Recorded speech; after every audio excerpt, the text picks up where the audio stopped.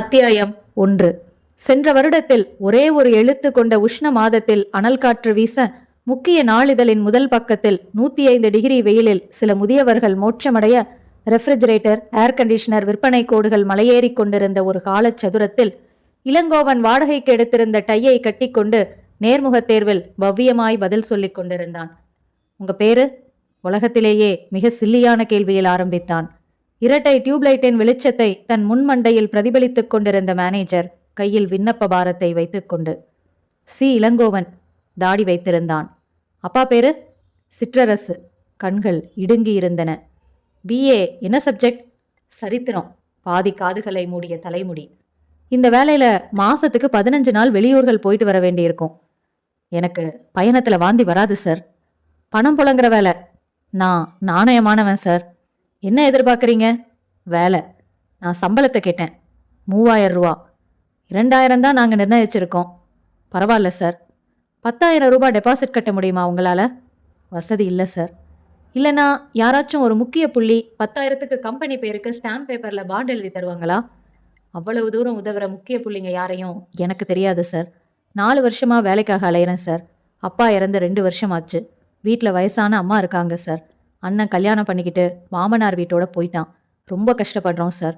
ரொம்ப நொந்து போயிருக்கேன். சம்பளம் 1500 கொடுத்தா கூட போதும் சார். நான் நேர்மையா நாணயமா நடந்துப்பேன் சார். என்னை நம்புங்க. கொஞ்சம் இறக்கப்படுங்க சார். துளிர்த்த கண்ணீரை முழுக்கை சட்டையின் கைமுனையில் துடைத்து கொண்டான். தம்பி, நான் இங்க மேனேஜர். 1000 சொச்சம் சம்பளம் வாங்குறேன். அடுத்த தெருவில் ஒரு வாடகை சைக்கிள் என்னை நம்பி தருவானா சொல்லுங்க. மொத்தம் 15 பேரை தேர்ந்தெடுத்திருக்கேன். எல்லார்கிட்டையும் டெபாசிட் இல்லைன்னா பாண்டு வாங்க சொல்லி எனக்கு உத்தரவு. உங்களுக்கு ஒரே ஒரு சலுகை நான் தர முடியும். மற்றவங்களுக்கு 4 நாள் டைம் தரப்போறேன். உங்களுக்கு 1 வாரம் டைம் தரேன். பணம் இல்லைன்னா பாண்டுக்கு ஏற்பாடு பண்ண முயற்சி பண்ணுங்க. இல்லை சார், நீங்கள் போகலாம். இளங்கோவன் பஸ் ஸ்டாப்பில் டீசல் மற்றும் சார்மினார் புகை நடுவில் சிந்தித்தான். கடற்கரையில் கன்னத்தில் கைதாங்கி தூரத்தில் சிலவுட் படகுகளை பார்த்து கொண்டு கவலைப்பட்டான். பின்னிரவில் தனிமை சாலையில் அனாதையாய் நடந்து கொண்டு யோசித்தான். கட்டிலில் குப்புறப்படுத்து தலையணையை ஈரம் செய்து கொண்டு புகைப்பட அப்பாவை வெறித்தான். பிள்ளைக்கு 10,000 சேர்த்து வச்சிங்களாப்பா? பெரிய புடலங்கா லட்சியம். கலைத்திறன் சரஸ்வதியின் வரம். அதை சமர்ப்பணத்திற்கு தான் பயன்படுத்துவேன். காசுக்காக மாட்டேன்னு. உருப்பிட்டீங்களாப்பா? 15 நாட்கள் மெனக்கெட்டு சித்திரம் வரைஞ்சு டெல்லி போட்டிக்கு அனுப்பி 3வது பரிசு பெற்றத இந்தியன் எக்ஸ்பிரஸோட 8வது பக்கத்துல பார்த்து சந்தோஷப்பட்டீங்களே. சட்ட பாக்கெட் நிரம்பிச்சா? பத்திரிக்கை ஆபீஸுக்கு போய் வரைஞ்சா காசு கொடுப்பாங்கப்பா அப்படின்னு சொன்னதுக்கே அவ்வளோ கோவப்பட்டீங்க. போடா, எனக்கு தெரியும். பெருசா சொல்ல வந்துட்டான். கண்டபடி வரைய சொல்லுவான் அவன். என்னாலலாம் முடியாது. ஹிந்தி வாத்தியாரா பிரச்சார சபா நடத்தின பள்ளியில வேலை பார்த்துக்கிட்டே வந்த 1000 சொச்சம் எந்த மூளைக்குப்பா காணோம்? இறந்து போன நீங்க விட்டுட்டு போனது என்னப்பா? ஊரு முழுக்க கடன். உங்களோட ஓவிய உபகரணங்கள், உங்களோட ஓவிய சேகரிப்புகள். வேறென்ன? இளங்கோ மனசில் சின்ன மின்னல். உறங்கிக் கொண்டிருந்த அம்மாவை நடுராத்திரியில் எழுப்பினான். ஏமா, அப்பா சேர்த்து வச்சிருந்த பழைய ஓவியங்கள் எல்லாம் வித்தா கொஞ்சம் பணம் கிடைக்காது? அப்பாவை ஞாபகப்படுத்திட்டு இருக்கிறதே அதுதானப்பா. உடனே சென்டிமெண்ட். சும்மா இருமானி. உடனே ஸ்டூலை போட்டு ஏறி நீளமான அப்பாவின் மரப்பெட்டியை பரனிலிருந்து இறக்கி தூசு தட்டினான். திறந்தான். கேலண்டர் போல சுருட்டல்களாக 15-20 ஓவியங்கள், சில புத்தகங்கள், சில ஓவியங்களின் ஓரங்களில் செல்லரிக்க துவங்கி இருந்தன. உருப்படியாய் இருந்தவற்றை தனியாக திரட்டினான். யார் யாரோ வரைந்த பழங்காலத்து ஓவியங்கள் ஒவ்வொன்றாக பிரித்து பார்த்தான். சிலவற்றில் பின்புறம் சிற்றரசுக்கு அன்புடன் என்ற ஆங்கிலத்தில் கையெழுத்துக்கள் இருந்தன. கலையை துரத்தின அப்பாவே கொஞ்சம் காசையும் துரத்தி இருக்கலாம். சம்பாதிக்கும் விஷயத்தில் ஏமாந்த ஆசாமியாக இருந்து விட்டீர்களே. இதையெல்லாம் விற்கத்தான் போறியா இளங்கோ? கண்ணீர் ஏந்திய அம்மாவின் விழிகளை தயக்கமாக பார்த்தான். என்னை பொறுத்தவரை இவை குப்பை, உயிரற்றவை. அம்மாவை பொறுத்தவரை தன் கணவர் ஆசையாய் விரும்பிச் சேகரித்தவை என்கிற ஒரே ஒரு காரணத்தால் இவை மரியாதைக்குரியவை, உயிரோட்டமுள்ளவை. எனக்கு வேற வழி இல்லம்மா. மறுநாள் பங்களாக்கள் உள்ள ஏரியாக்களுக்கு சென்றான். வாட்ச்மேனே பேசி துரத்தினான். இவன் அபயக்குரலை கேட்க எவருக்கும் நேரமில்லை. சார் சார், இதெல்லாம் ரொம்ப பழைய ஓவியங்கள் சார். ஃப்ரேம் பண்ணி மாட்டினா ஹாலே சூப்பரா இருக்கும். இப்போ இந்த மாதிரி கிடைக்கவே கிடைக்காது சார். இது மாதிரி இப்போ யாரையாச்சும் வரைய சொல்லுங்க பாப்போம். வேணானா போயேன்பா என்று விரட்டுவதிலேயே குறியாக இருந்தார்கள். ஒன்றை கூட விற்க முடியாதவனாக அன்றைய தினத்தின் கடைசி முயற்சியாக அந்த பங்களாவை தேர்ந்தெடுத்தான். நெருங்கினான். கேட் அருகில் யாரும் இல்லை. திறந்து கொண்டு உள்ளே வந்தான். போர்டிகோவை நெருங்கும் போது கன்றுக்குட்டி சைஸில் இருந்த அந்த அல்சேஷன் பாய்ந்து வர அதிர்ந்து போய் ஓடத் துவங்கி இடறி விழுந்து பையை தவறவிட்டு சுதாரித்து எழும் முன் அல்சேஷன் பாய்ந்து வலது காலின் ஆடு தசையில் முன்பற்களை பதித்தே விட்டது. அலறினான். அதற்குள் வாட்ச்மேன் ஓடி வந்து நாயை இழுத்து பிடிக்க இவன் மயங்கிச் சரிந்தான். இளங்கோவின் கண் விழித்தது அந்த பங்களாவின் உள்ளறையில். காலில் கட்டு, எதிரே கோட் சூட்டில் அந்த பெரிய மனிதர் புன்சிரிப்புடன். அருகில் அவரின் அச்சின் திருத்தப்பட்ட பிரதியாக ஒரு இளைஞன். பயப்படாதப்பா, வெறிநாய் இல்லாது. டாக்டர் வந்து ஊசி போட்டாரு. நாயை கட்டி போடாததுக்கு மன்னிப்பு கேட்டுக்கிறேன். எங்க தப்பு தான். உன் பை இதோ இங்க இருக்கு. அவசரம் இல்லை, இன்னும் கொஞ்ச நேரம் ரெஸ்ட் எடுத்துட்டு அப்புறமா நீ போகலாம். ஏதாச்சும் சாப்பிட்றியாப்பா? இவ்வளவு இதமான வார்த்தைகளை கேட்டே இராத அவன் காதுகள் தங்கள் உணர்ச்சி பெருக்கை கண்களில் காட்ட ஏற்பாடு செய்தன. ஏன் தம்பி அலற? வலிக்குதா? இல்லை சார். எதுக்கு வந்த நீ? சார், எங்க அப்பா ஒரு ஆர்டிஸ்ட்டு. சுவாமி படங்கள், சிற்பங்கள் மட்டும்தான் வரைவாரு. நான் பிஏ படிச்சுட்டு 4 வருஷமா வேலை கிடைக்காம அலையிறேன். இப்போ ஒரு வேலை கிடைச்சிருக்கு. அதுக்கு 10,000 ரூபாய் டெபாசிட் கட்டணும். என்கிட்ட பணம் இல்லை. அப்பா விட்டுட்டு போன ஒரே ஒரு சொத்து இந்த ஓவியங்கள் தான். அவர் விரும்பி சேகரிச்ச பழைய ஓவியங்கள். இதை வித்து பணம் சேர்க்க முடியுமான்னு முயற்சி பண்ண. நாயை விரட்டுற மாதிரி தான் எல்லாரும் எல்லா இடத்துலையும் என்னை விரட்டுறாங்க. மறுபடியும் அவன் அழுதான். அவர் கைகளை கட்டிக்கொண்டு அமைதியாக அவனை பார்த்தார். இளங்கோ தன் அப்பாவை பற்றி, வேலை வாய்ப்புக்காக தான் பட்ட கஷ்டங்களை பற்றி விரிவாக உருக்கமாகச் சொன்னான். எங்க அப்பா நினைவா வீட்டில் இருக்கிறது இந்த ஓவியங்கள் தான் சார். இதை விற்க அம்மாவுக்கு மனசே இல்லை. ஆனா எனக்கு வேற வழியே இல்லை. ப்ளீஸ் சார், நீங்களாவது கொஞ்சம் மனசு வைங்க சார். பாருங்க சார், அற்புதமான படங்கள். 1-2 வாங்குங்க சார். அவர் மெல்லச் சிரித்தார். எனக்கு இதிலெல்லாம் ஈடுபாடு கிடையாது தம்பி. எனக்கு உதவுறதா நினைச்சு வாங்குங்களேன் சார். சரி, டெபாசிட் கேட்குற அந்த கம்பெனி பேர் என்ன? சொன்னான். இளங்கோ, உனக்கு உதவி செய்யணும்னு தோணுது. ஆனா எனக்கு இந்த ஓவியங்கள் எல்லாம் வேண்டாம். அந்த கம்பெனியில 10,000 நான் கட்டிட ஏற்பாடு செய்கிறேன். இதை இனாமா கொடுத்தா அது உன்னை பொறுப்பில்லாதவன ஆக்கிரும். கடன் தான் இது. அப்பப்போ கொஞ்சம் கொஞ்சமா நீ திருப்பி கொடுக்கணும். சம்மதமா? தானாக அவனது 2 கரங்களும் அவரை நோக்கி கூப்பின. சார், இந்த உதவியை என் வாழ்நாள் முழுக்க நான் மறக்க மாட்டேன். கடன்னு நீங்க சொல்லிட்டீங்க. சரி, அதே சமயம் சும்மா கடன் வாங்காம இந்த ஓவியங்களை அடமானமா வச்சதான் நினைச்சுக்கிறேன். இதெல்லாம் உங்ககிட்டயே இருக்கட்டும். அப்பதான் நான் இன்னும் பொறுப்பா சீக்கிரமா பணத்தை திருப்பி கொடுக்க தூண்டுதலா இருக்கும். வெரி ஸ்மார்ட் என்று அவன் கன்னத்தில் தட்டிவிட்டு தன் மகன் பக்கம் திரும்பினார். சரிப்பா என்றான் அவன். இளங்கோ நன்றியுணர்ச்சியின் மேலீட்டில் மீண்டும் அழுதான். அத்தியாயம் 2.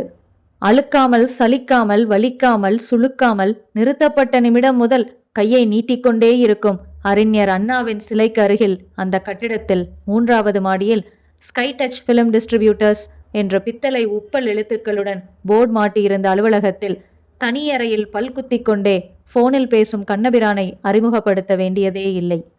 மறந்தவர்களுக்கு மட்டும் 4 வரிகள். மிகச் சின்ன வயதிலேயே சினிமா ஆசையில் வீட்டை பகைத்து, திருடி, சினிமாவில் ஏமாந்து, ரிக்ஷா இழுத்து, மாமா வேலை பார்த்து, ஜெகதல பிரதாப நண்பன் முஸ்தபாவிடம் கஞ்சா விற்பனை, பெண் விற்பனை என்ற தொழில் கற்று, பெங்களூரில் சினிமா டிஸ்ட்ரிபியூட்டராகி, பெரிய மனிதராகி, அப்புறம் வேறு சில பல சட்டத்திற்கு புறம்பான காரியங்களை அவ்வப்போது செய்து, சில சமயம் மாட்டிக்கொண்டு, அப்படியும் விடுதலையாகி கண்ணபிரான். கையில் மடக்கின செய்தித்தாள் வைத்திருந்தார். போன் ரிசீவரை ஹோல்டர் பொருத்தி கழுத்தை சாய்த்து தோள்பட்டையில் தாங்கினபடி பேசினார். ஹலோ, மிஸ்டர் சக்கரவர்த்தி? எஸ் என்றது மறுமுனை. Good morning. என் பேரு கண்ணபிரான். 4-5 வருஷத்துக்கு முன்னாடி மயிலாப்பூர் டென்னிஸ் கிளப்ல நான் மெம்பரா இருந்தேன். நீங்க விளையாட வருவீங்க. அதிகம் நாம பழகினதில்ல, ஆனா நேர்ல சந்திச்சா நினைவுக்கு வரலாம். மயிலாப்பூர் கிளப்ல 12 வருஷமா நான் மெம்பர். டெய்லி விளையாட போறதுண்டு. சாரி, உங்க பேர் எனக்கு நினைவுக்கு வரலையே. பரவாயில்ல, பேப்பர்ல விளம்பரம் பார்த்தேன். அடையாறு நல்ல ஏரியாவாச்சே. எதுக்காக சார் பங்களாவை விற்கிறீங்க? பாம்பேல ஒரு புது பிஸ்னஸ் ஆரம்பிக்கிறேன். முதலீட்டுக்கு கொஞ்சம் பணம் தேவைப்படுது. Are you interested? எவ்வளோ விலை நிர்ணயிச்சிருக்கீங்க? நேரில் முதல்ல பங்களாவை பாருங்க, அதுக்கப்புறம் சொல்கிறேன். சரி, எப்போ வரலாம்? ஈவினிங் தான் சௌகரியமாக இருக்கும். ஏன்னா காலையில் 8 மணிலேருந்து சாயங்காலம் 5 மணி வரைக்கும் ஷூட்டிங் நடக்குது. 15 நாளைக்கு பேசியிருக்காங்க. ஷூட்டிங்க்கு விட்டுருக்கீங்களா? அப்படின்னா நீங்கள் குடியிருக்கிறது? அது வேற பங்களா, பெசன் நகரில் இருக்குது. கரெக்டாக 6 மணிக்கு நீங்கள் அடையார் பங்களாவுக்கு வாங்க. நான் அங்கே அதுக்கு முன்னாடியே போய் உங்களுக்காக வெயிட் பண்ணுறேன். பாருங்க, அப்புறம் பேசலாம். சரி சார் என்று வைத்தார். கண்ணபிரான் பாதி உரையாடலில் இருந்தபோது உள்ளே வந்திருந்த அவர் மகன் பாபு பேசி முடிக்கும் வரை எதிர்நாற்காலியில் அமர்ந்து பேப்பர் வெயிட்டை உருட்டி கொண்டிருந்தான். அவர் நிமிர்ந்ததும், என்ன டாடி, பங்களான்னு ஏதோ பேசுனீங்க என்றான். பென்சிலில் வட்டமடித்து வைத்திருந்த செய்தித்தாளை அவனிடம் கொடுத்து, அடையார்ல ஒரு பங்களா வந்தா வாங்கணும்னு நினைச்சுக்கிட்டே இருந்தேன். விளம்பரம் வந்திருக்குது, அதான் கூப்பிட்டு பேசினேன். எனக்கு தெரிஞ்ச விலாசம்தான். பணத்தேவை இருக்குது போல தெரியுது. கொஞ்சம் பேரம் பேசி வாங்கலாம். சாயங்காலம் பார்த்துட்டு வந்துடுறேன். நீ போன காரியம் என்னாச்சு பாபு? வேண்டாம் டாடி, போலீஸ் ரொம்ப தீவிரமா இறங்கியிருக்காங்க. ஜேம்ஸ் சொல்றதுல பாதி பொய். நிறைய தடயங்களை விட்டுட்டு வந்துட்ட மாதிரி தெரியுது. வில்லங்கம் வேண்டாம். அந்த நகைகளை நம்ம வாங்க வேண்டாம். நைஸா பேசி கழிச்சு விட்டுருங்க என்ற பாபு அமில கலவை பேண்ட்டும் வட்டக்கழுத்து பனியனும் அணிந்திருந்தான். 5 நிமிடங்களுக்கு ஒருமுறை இடதுகை விரல்களால் பின்தலையை கோதிவிட்டு கொண்டான். பரவாயில்லையே, தேறிட்டியே என்று அவன் தோளில் தட்டினார் கண்ணபிரான். இந்த டீல் வேண்டான்னு நான் நேத்தே முடிவுக்கு வந்துட்டேன். பாபு, நீ என்ன முடிவு எடுக்கிறன்னு பார்க்கலான்னு தான் உன்னை விசாரிக்க சொன்னது. என்ன டாடி, டெஸ்ட் வைக்கிறீங்களா எனக்கு? இல்லை, வெள்ளோட்டம், ஒத்திகை. எதுக்கு? தனியா உன்கிட்ட ஒரு திட்டத்தை ஒப்படைச்சா செஞ்சு முடிக்கிற பக்குவம் வந்துருச்சான்னு பார்க்குற ஒத்திகை. வந்துருச்சா? வந்துக்கிட்டே இருக்கு. சீக்கிரம் உனக்கு ஒரு திட்டம் தர பார்க்குறேன். காத்துக்கிட்டு இருக்கேன் டாடி. பாபு புறப்பட்டு போனதும் கண்ணபிரான் தன் அலுவலக காரியங்களில் ஈடுபட்டார். அழகி போட்டி போல அழகிய பங்களா போட்டி நடைபெறும் ஒரு மேடையாக இருந்தது ஜீவா நகர். கட்டிடக் கலைஞர்களின் வியர்வை கான்கிரீட் வசீகரங்களாக உருமாறியிருக்க, கொண்டை ஊசிகளாக ஆண்டனாக்கள், ஏர் கண்டிஷனர்களை கர்ப்பம் சுமந்த ஜன்னல்கள். தனது மாருதியை வேகம் குறைத்து அந்த பங்களா வாசல் காம்பவுண்ட் கேட்டை நோக்கி செலுத்தினார் கண்ணபிரான். சக்ரா என்ற மார்பிள் கல்லில் தங்க எழுத்துக்கள் ஆங்கிலத்திலும் தமிழிலும். வாட்ச்மேன் கிட்டே வந்து விசாரித்துக் கொண்ட பிறகுதான் இரட்டை கதவுகளை திறந்தான். அரைவட்ட தோட்டம், அதில் வரிசையாக தொட்டிச் செடிகள் எல்லை அமைத்திருக்க, கிராப் செய்யப்பட்ட ஜெர்மன் புல்வெளி, சென்டராக இரும்பு குழாய்கள் நட்டு அமைக்கப்பட்டிருந்த ஊஞ்சல், கருப்பு கிரானைட் பிளேடுகள் அணைத்த 2 மகா பில்லர்களின் தயவில் 4 கார்கள் நிறுத்த முடிகிற போர்ட்டிகோவில் சென்று நின்ற மாருதி 3வது வண்டி. முகப்பு வாசலில் தேக்கு நிலையின் மேல் பகுதி அரைவட்டமாக வளைந்திருந்தது. கண்ணபிரான் காரை விட்டு இறங்கியதும் டை முடிச்சை நேராக்கிக் கொண்டார். கோட்டை சரி செய்து கொண்டார். உள்ளே வந்தார். வியந்தார். தான் ஏதாவது கனவு காட்சி செட்டிங்கிற்குள் வந்து நிற்கிறோமா என்று பிரமித்தார். மிக உயரமான கூரை, 4 2 பெட்ரூம் வீடே கட்டிவிட முடிகிற பரப்புக்கு hall, chandeliers, furnitures, carpets, paintings. Yes என்றான் ஒரு இளைஞன் உதித்து. மிஸ்டர் சக்கரவர்த்தி 6 மணிக்கு என்னை வர சொல்லியிருந்தாரு. உங்க பேரு கண்ணபிரானா? ஆமா. உட்காருங்க, மாடிக்கு போயிருக்காரு, இப்ப வந்துருவாரு. நீங்க யாரு?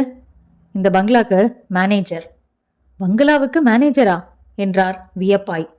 ஆமா சார், ஷூட்டிங் நடத்த அனுமதிக்கிறோம்ல, அவங்க எதையும் சேதப்படுத்திடாம கண்காணிக்க வேண்டியிருக்கு. கார்டன் மெயின்டெனன்ஸ், கிளீனிங்க்கு மட்டும் 6 பேர் வேலை பார்க்குறாங்க. அவங்கள மேய்க்கிறதே பெரிய வேலை தானே. ஒரு நாள் ஷூட்டிங்க்கு எவ்வளோ வாடகை? 15,000. தவிர எலக்ட்ரிக்கல் சார்ஜ், கிளீனிங் சார்ஜ் தனியாக வாங்குறோம். இதுவரைக்கும் தமிழ், தெலுங்கு, ஹிந்தின்னு 46 படங்களை நடிச்சு முடிச்சிருச்சு இந்த பங்களா. ரொம்ப டைட்டான கால் ஷீட் சார். இவ்வளோ நல்ல வருமானம் உள்ள சொத்தை ஏன் விற்கிறாரு? சாரி சார், அது முதலாளியை தான் கேட்கணும். அவன் நகர்ந்தான்.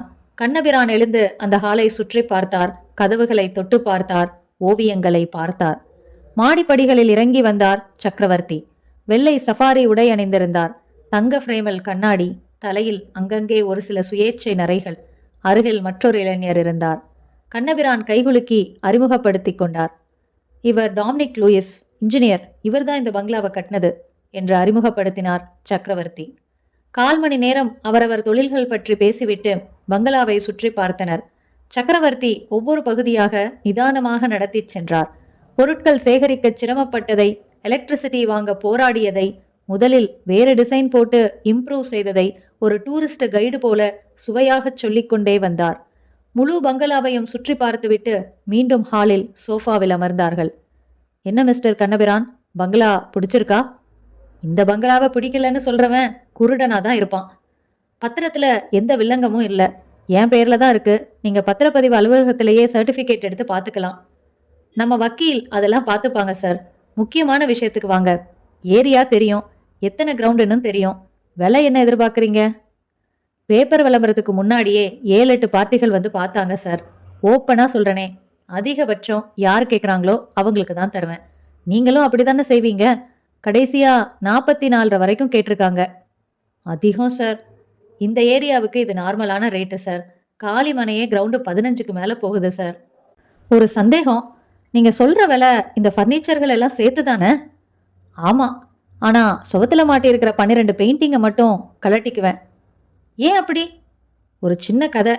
போன வருஷம் ஒரு பையன் வேலைக்கு டெபாசிட் கட்ட பணம் வேணும்னு அந்த ஓவியங்கள் எல்லாம் எடுத்துட்டு வந்தான்.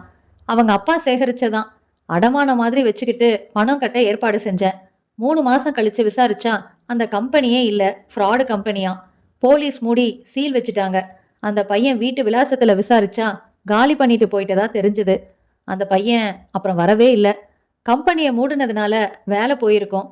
அதனால வாங்கின கடனை திருப்பி தர முடியாம என்னை சந்திக்க தயங்கிக்கிட்டு எங்கேயோ போயிருக்கணும். பின்ன என்ன, நான் நாணயத்துக்கு ரொம்ப கட்டுப்பட்டுவேன். அந்த பையன் எப்படியும் வருவான்னு எனக்கு தோணுது. அப்படி வந்து கேட்டா பங்களாவோட சேர்த்து வித்துட்டேன்னு சொல்றது அசிங்கம். அதான். ரொம்ப நேர்மையானவரா இருப்பீங்க போல இருக்கே. ஓவியத்தை விடுங்க, கடைசியா ஒரு வேலை மனசுல வச்சிருப்பீங்க, அதை சொல்லுங்க. நான் யோசிச்சு ஒரு வாரத்துல பதில் சொல்றேன். 44க்கு குறைச்சு நான் இந்த பங்களாவை விற்கிறதா இல்லை சார். அதனால நான் மனசுல வச்சிருக்கிற ஃபைனல் பிரைஸ். கண்ணபிரான் எழுந்து கொண்டார். கைகூப்பி விடை பெற்றார். காரில் திரும்பும்போது மனதில் சில கணக்குகளை போட்டு பார்த்தார். 44 அதிக விலையாகவே பட்டது. 40க்கு மேல் கொடுப்பவன் முட்டாள் என்று நினைத்தார். தான் அந்த முட்டாள்களாக விரும்பவில்லை. அந்த பங்களாவை வாங்குகிற எண்ணத்தை விலக்கிக் கொண்டு விட்டார். இரவு சாப்பாட்டுக்கு பிறகு அந்த வெளிநாட்டு புத்தகத்தை புரட்டும் வரை. அத்தியாயம் 3. அந்த நட்சத்திர ஹோட்டலின் நீச்சல் குளத்தில் 4 மூலைகளிலிருந்தும் நீல வெளிச்சம் தண்ணீரில் வைரச் செதில்களை உருவாக்கி கொண்டிருந்தன. டைவிங் போர்டிலிருந்து எம்பி ஒரு வட்டமடித்து சொய் என்று மீன்கொத்தி போல தண்ணீர் கண்ணாடியை உடைத்து கொண்டு உள்ளே போய் உள்பரப்பிலேயே கொஞ்ச தூரம் நீந்தி பிறகு மேற்பரப்புக்கு வந்தான் கண்பத். மல்லாந்து மெதுவாக 2 கால்களையும் இணையாக அசைத்து கொண்டு சற்று நேரம் அப்படியே இருந்தான். நட்சத்திரங்கள் தூவின வானத்தை பார்த்தான். 10 நிமிடங்கள் கழித்து இரும்பு படிகள் ஏறி மேலே வந்தான். பிளாஸ்டிக் சாய்வு நாற்காலியில் சில நிமிடங்கள் கிடந்தான். பிறகு எழுந்தான். உடை மாற்றும் அறைக்குச் சென்று துவட்டி கொண்டான். முழங்கால் வரை வந்த நீளமான அங்கியை அணிந்து கொண்டான். அதன் விசாலமான பாக்கெட்டில் கை செலுத்தி வாட்சை எடுத்து கட்டி கொண்டான். சிகரெட்டை எடுத்து பற்ற வைத்து கொண்டான். கனமான தகடு இணைந்த அறை சாவியை தொட்டு பார்த்து கொண்டான். பின் லிப்டில் நுழைந்து 7வது மாடிக்கு வருவதற்குள் கண்ணாடி பார்த்து கையாலேயே தலைவாரிக் கொண்டான். தன் அறைக்குள் நுழைந்ததும் இன்டர்காம் எடுத்து பார் பிரிவுக்கான எண்ணை அழுத்தி ஆர்டர் செய்தான். உடை மாற்றிக் கொண்டான். சூட்கேஸில் இருந்து ஆங்கில நாவலை எடுத்துக்கொண்டு கட்டிலில் அமர்வதற்கு முன் டெலிவிஷனை போட்டான். வசந்தா, ஆபீஸுக்கு நேரமாச்சு. காஃபி எங்க? அப்பப்பா பறக்காதீங்க, இதோ வந்துட்டேன். அணைத்தான். கட்டிலில் சரிந்து அடையாள பக்கத்தை புரட்டி கொண்டான். கண்பத் என்று பெயர் மாறிப்போன கணபதி. கண்பத்தை பிளாஷ்பேக்கில் பார்த்தால் ஒரு விரும்பக்கூடிய ஹீரோ. குருட்டு கிழவி ரோட்டை கடக்க உதவியவன். தமிழ் பேரவையில் செயலாளராக இருந்து பாரதி நினைவு பிறந்த நாட்களுக்கு விழா எடுத்தவன். 1000 சொச்சம் இருந்த மணிபர்ஸை சப்வேயில் கண்டெடுத்து 30 ரூபாய் ஆட்டோவுக்கு செலவு செய்து விலாசதாரிடம் சேர்த்தவன். தபால் ஆபீஸில் தினமும் அரை மணி நேரம் மணி ஆர்டர் ஃபார்ம் நிரப்பி தந்தவன். எம்ஏ ஆங்கிலம் முதல் வகுப்பில் தேறினவன். வேலை கிடைக்குமா என்று தெருவில் கூவாத குறையாக 6 வருடங்கள் அலைந்தபோதுதான் ஏன் படித்தோம் என்று கேள்வி எழுந்தது. 3 காதல் கடிதங்கள் பரஸ்பரம் பரிமாறிய பிறகு 17 முறை கடற்கரையில் மடியில் படுத்து ஸ்வீட் நத்திங்ஸ் பேசின பிறகு 20 படங்களுக்கு போய் சும்மா இருங்க என்று சினுங்கிக் கொண்டே அனுமதித்த பிறகு அந்த ஸ்வர்ணலதா காதல் வேற வாழ்க்கை வேற, அப்பா சொல்றத என்னால மீற முடியல கணபதி, சாரி, மன்னிச்சிருங்க, மறந்துருங்க என்று பிராக்டிக்கல் வசனம் பேசும்போதுதான் ஏன் என்னிடம் பணம் இல்லை என்று கேள்வி எழுந்தது. அண்ணன் பாகம் பிரித்து கொண்டு போக தங்கை லெட்டர் எழுதி வைத்துவிட்டு தன் 16 வயதிலேயே காதல் அலைகள் ஓய்வதில்லை என்று காணாமல் போன தினத்தின் காலையில்தான் ஏன் என்னிடம் மட்டும் சுயநலம் இல்லை என்ற கேள்வி எழுந்தது. சின்ன சின்ன கோபங்கள் கூட்டு சேர்ந்தன, அணியாக திரண்டன, புதிய சித்தாந்தங்களை விதைத்தன. கணபதி, நீ அறிவாளி, ஆனா புத்திசாலி இல்ல. அறிவை நேர்வழியில பயன்படுத்த நினைப்பவன் புத்திசாலியாக மாட்டான். முடியாது. நாட்டில் 1000 குறுக்கு வழிகள் இருக்கு. கவனி, புறப்படு. கணபதி கண்பத்தானான். இன்றைய கண்பத் ஆங்கிலத்தில் சொன்னால் ஒரு ஆன்டி சோஷியல் எலிமெண்ட், தமிழில் சமூக விரோதி. நளினமாக டை கட்டின ராஸ்கல். பசர் ஒலித்தது. கமன் என்றான். அவன் ஆர்டர் செய்த ஐட்டங்கள் வந்தன. ஐஸ் கட்டிகளை போட்டுக்கொண்டு நிதானமாக குடித்தான். அசைவங்களை சாப்பிட்டான். நேரம் பார்த்து கொண்டான். ஏன் இன்னும் காணோம்? மீண்டும் பசர். கமென். சாரி கண்பத், நான் 1/2 மணி நேரம் லேட்டு. தொலதொலவென்று சட்டையும் பேண்ட்டும் அணிந்திருந்தாள். தலையை ஸ்டைலாக வெட்டியிருந்தாள். தலையை அசைத்து பேச கூந்தல் அடுக்குகள் நெளிந்து மீண்டும் அவற்றின் இடத்தில் அமைந்து கொண்டன. இரத்தத்தை முத்தமிட்டிருந்தால் ஒற்றை காலால் கதவை சாத்தினாள். வந்து சுவாதீனமாக அவன் புகைத்து கொண்டிருந்த சிகரெட்டை வாங்கி தன் உதட்டில் வைத்துக்கொண்டு, கோபம்லாம் இல்லையே? கோபப்பட நீ என்ன என் பொண்டாட்டியா? இடைக்கால பொண்டாட்டி. போன வாரம் எங்க மேய போயிருந்த? என்ன சீசன் தெரியுமா? 4 நாள் மலையேறிட்டு வந்திருக்கியா? கம்பெனி சரியில்லை கண்பத். தாத்தா 53 வயசு, கண்ணாடியை கழட்டிட்டா ஒரே தடவல் தான். 4 நாள் தீவிர முயற்சியில கடைசி நாள் தான். ஏய் இரு, என்ன அவசரம்? கண்பத் அவளின் இன் செய்த சட்டையை வெளியே எடுத்து கீழே இருந்து ஒவ்வொரு பட்டனாக பிரித்தான். சில வினாடிகளில் போர்வைக்கடியில் இருந்தார்கள். என்ன கல்யாணம் பண்ணிக்கிறியா கண்பத்? மாட்டேன். ஏன்? நான் அழகா இல்லையா? அழகு உடம்ப மட்டும் பொறுத்ததில்லை. நான் மோசம்தான். கல்யாணம் பண்ணிக்கிறேன்னு சொல்லு. அன்னையிலிருந்து ஏக பத்தினன் விரதி. உன்கிட்ட பிடிக்காததே இந்த பேச்சு தான். Don't be mechanical Ganpat. Shut up. Ganpat அவள் உதடுகளை கவ்வினான். ஒலித்த டெலஃபோனை வெறுத்தான். புரண்டு ஒரு கை அவள் மேல் அலைய எடுத்து, ஹலோ கண்பத், பாபு பேசுறேன். என்ன பாபு, அப்பா வர சொன்னாரா? அப்பா வர சொன்னாதான் வருவியா?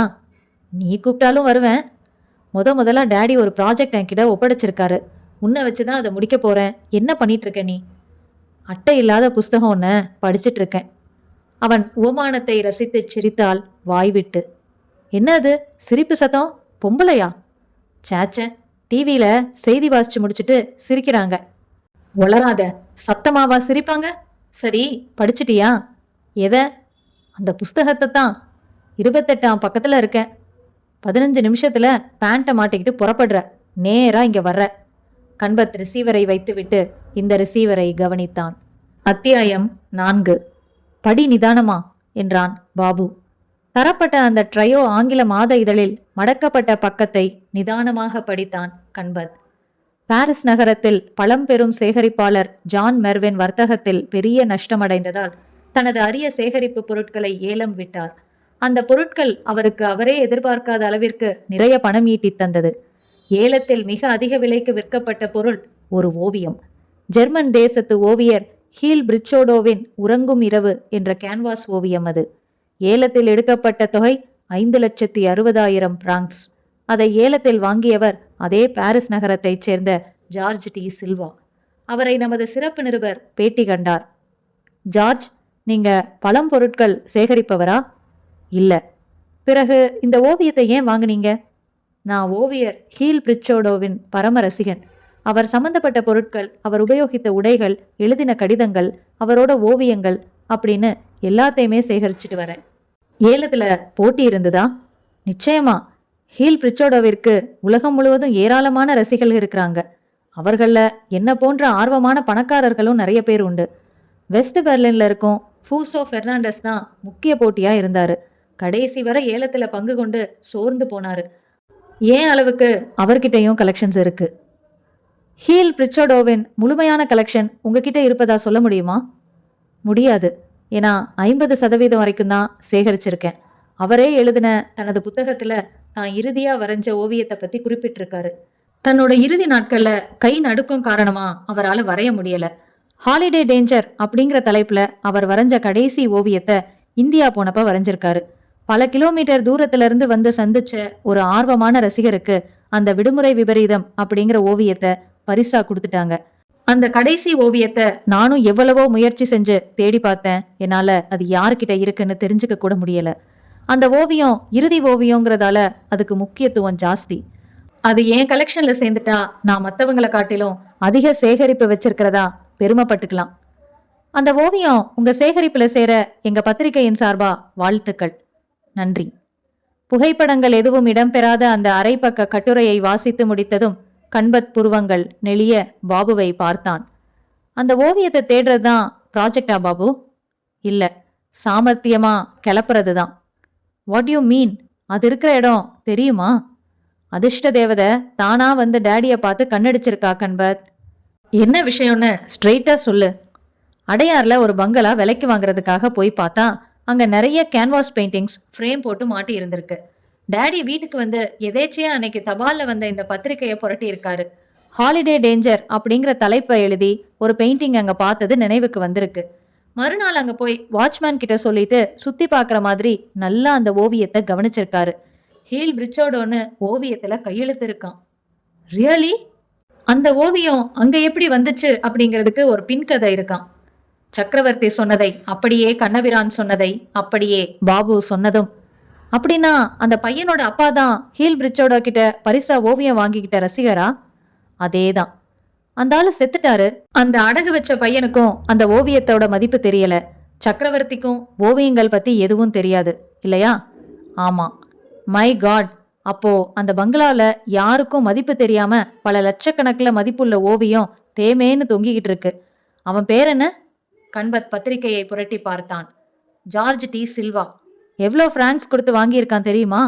சொல்லு. இந்திய மதிப்புல கிட்டத்தட்ட 14 லட்சம். வாவ். இந்த கடைசி ஓவியம் ஒரு பிரஸ்டீஜியஸ் ஓவியம். இதுக்கு இன்னும் அதிகமான விலை கூட அவன் தருவான் பாபு. இதான் ப்ராஜெக்ட் கண்பத். Very interesting. முதல்ல ஜார்ஜ் டி சில்வாவோட விலாசத்தை வாங்கணும். டேடி வாங்கியாச்சு ஃபோன்லயே. நேரடியா பேசியாச்சா? இல்ல, ஓவியம் கைக்கு வந்த பிறகுதான் பேசணும்னு சொன்னாரு. ரைட், இறங்கிடலாமா? திட்டம் என்ன, அதை சொல்லு. முகமூடி போட்டுக்கிட்டு ராத்திரியில போனா வாட்ச்மேன் மட்டும்தான் இருப்பான். அவனை மடக்கிட்டு உள்ள போய் அடிச்சிட்டு வந்துடலாமா?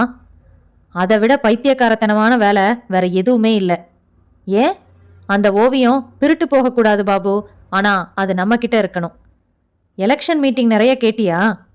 பாபு, இந்த புத்தகத்துக்கு தமிழ்நாட்டில் எத்தனை பேர் சந்தா கட்டுறாங்கன்னு தெரியாது. ஆனா பெரிய பத்திரிகை ஆபீஸ்கள்ல உலகத்துல வெளிவர குறிப்பிடத்தக்க பத்திரிகைகள் பூராத்துக்கும் சந்தா கட்டி இருப்பாங்க. யாராவது ஒரு உதவி ஆசிரியரை இந்த செய்தி கவர்ந்து தமிழாக்கம் செஞ்சு வெளியிடலாம். அப்போ எல்லாருக்கும் இந்த ஓவியத்தோட மதிப்பு தெரிய வரும். அதுல சில பேர் இந்த பங்களால பார்க்கலாம், சக்கரவர்த்தியே கூட முழிச்சுக்கலாம். அதனால ரொம்ப குவிக்கா, ரொம்ப சாமர்த்தியமா இதை நடத்தணும். எதை? ஒரிஜினல் ஓவியத்தை எடுத்துட்டு டூப்ளிகேட் ஓவியத்தை வைக்கிறத. டூப்ளிகேட் ஓவியமா? எஸ். அதை எப்படி தயார் பண்ண முடியும்? முடியும். அதான் எப்படி? அது ஏன் தலைவலி பாபு. பாதி ஏற்பாடுகள் ஆனதும் சொல்றேன். டேர்ம்ஸ் என்ன? நீயே சொல்லிரு கண்பத். ஜார்ஜ் டி சில்வா இந்த ஓவியத்தை என்ன விலைக்கு வாங்கிக்கிறானோ அந்த விலையில 40% எனக்கு, 60% உனக்கு. ஓகே. டெய்லி அங்க ஷூட்டிங் நடக்கிறது ஒரு பெரிய வசதி. நாளைக்கு முதல் காரியமா விடுமுறை விபரீதத்தை சந்திச்சிடுறேன். அதுக்கப்புறம் அடுத்த கட்ட திட்டம். கண்பத் எழுந்து கொண்டு சிகரெட் பாக்கியை ஆஸ்ட்ரேயில் திணித்தான். அத்தியாயம் 5. பைப்பை பற்ற வைத்து கொண்டார் அப்பா. ஆனந்த், மறுபடியும் சொல்றேன், நீ அவளை மறந்தே ஆகணும். கைகளை கட்டிக்கொண்டு விரைப்பாய் நின்றான் மகன். சாரிப்பா, அது என்னால முடியாது. முட்டாள் மாதிரி பேசாத. நான் உனக்கு பார்த்துருக்கிற இடம் பெரிய இடம். 2 கப்பல் ஓடுது, ஒரே பொண்ணு. நாளைக்கு அவ்வளோ சொத்தும் உனக்கு தான் வரும். சொத்து வேண்டாம்ப்பா, காதல் தான் முக்கியம். ஆத்திரத்தை கிளப்பாத ஆனந்த். நீ யாரு? உன் அந்தஸ்து என்ன? போயும் போயும் ஒரு ஹோட்டல் ரிசப்ஷனிஸ்ட காதலிக்கிறேன்னு சொல்றியே, வெக்கமா இல்ல? காதலிக்கிறது வெக்கப்பட வேண்டிய விஷயம் இல்லப்பா. சொத்துக்காக காதலையே தூக்கி எறிய சொல்றீங்களே, அதுதான் வெக்கப்பட வேண்டிய விஷயம். கடைசியா கேக்குறேன், நீ என்னதான் சொல்ற? நானும் கடைசியா சொல்றேன், நான் கோகிலாவைத்தான் கல்யாணம் பண்ணிக்குவேன். நான் மறுத்தாலும் அவளைதான் கல்யாணம் பண்ணிக்குவேன். ரைட், பாத்துக்கிறேன். இந்த கல்யாணம் எப்படி நடக்குதுன்னு பாத்துக்கிறேன். சொந்த பிள்ளைகிட்டயே சவாலா? ஆமா, சவால் தான். உன்னால முடிஞ்சா அவளை கல்யாணம் பண்ணி பாரு. Okay, it is a challenge. எண்ணி 7 நாள்ல நாங்க தம்பதியா வர்றோம். ஆசீர்வாதம் பண்ண தயாரா இருங்க. தயாரா இருக்கேன் மை டியர் சன்.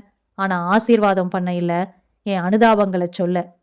அதையும் பார்க்கலாம் என்று மகன் ஃப்ரேமை விட்டு இடதுபுறத்தில் கோபமாய் வெளியேற, கட் என்று விசிலை ஊதினார் டைரக்டர் குமாரன். கேமரா அடுத்த ஷாட்டுக்காக இடம் நகர்த்தப்பட்டது. கலைஞர்கள் தங்கள் நாற்காலிகளில் அமர்ந்தார்கள். காத்திருந்த ரிப்போர்ட்டர் டைரக்டரை அணுகினார். எவ்வளோ தூரத்துல சார் இருக்கு படம்? இது செகண்ட் ஷெட்யூல். நல்லா வந்துட்டு இருக்கு. எல்லாரும் ரொம்ப நல்லா கோஆப்ரேட் பண்றாங்க. கதை என்ன சார்? லவ் சப்ஜெக்ட் தான்.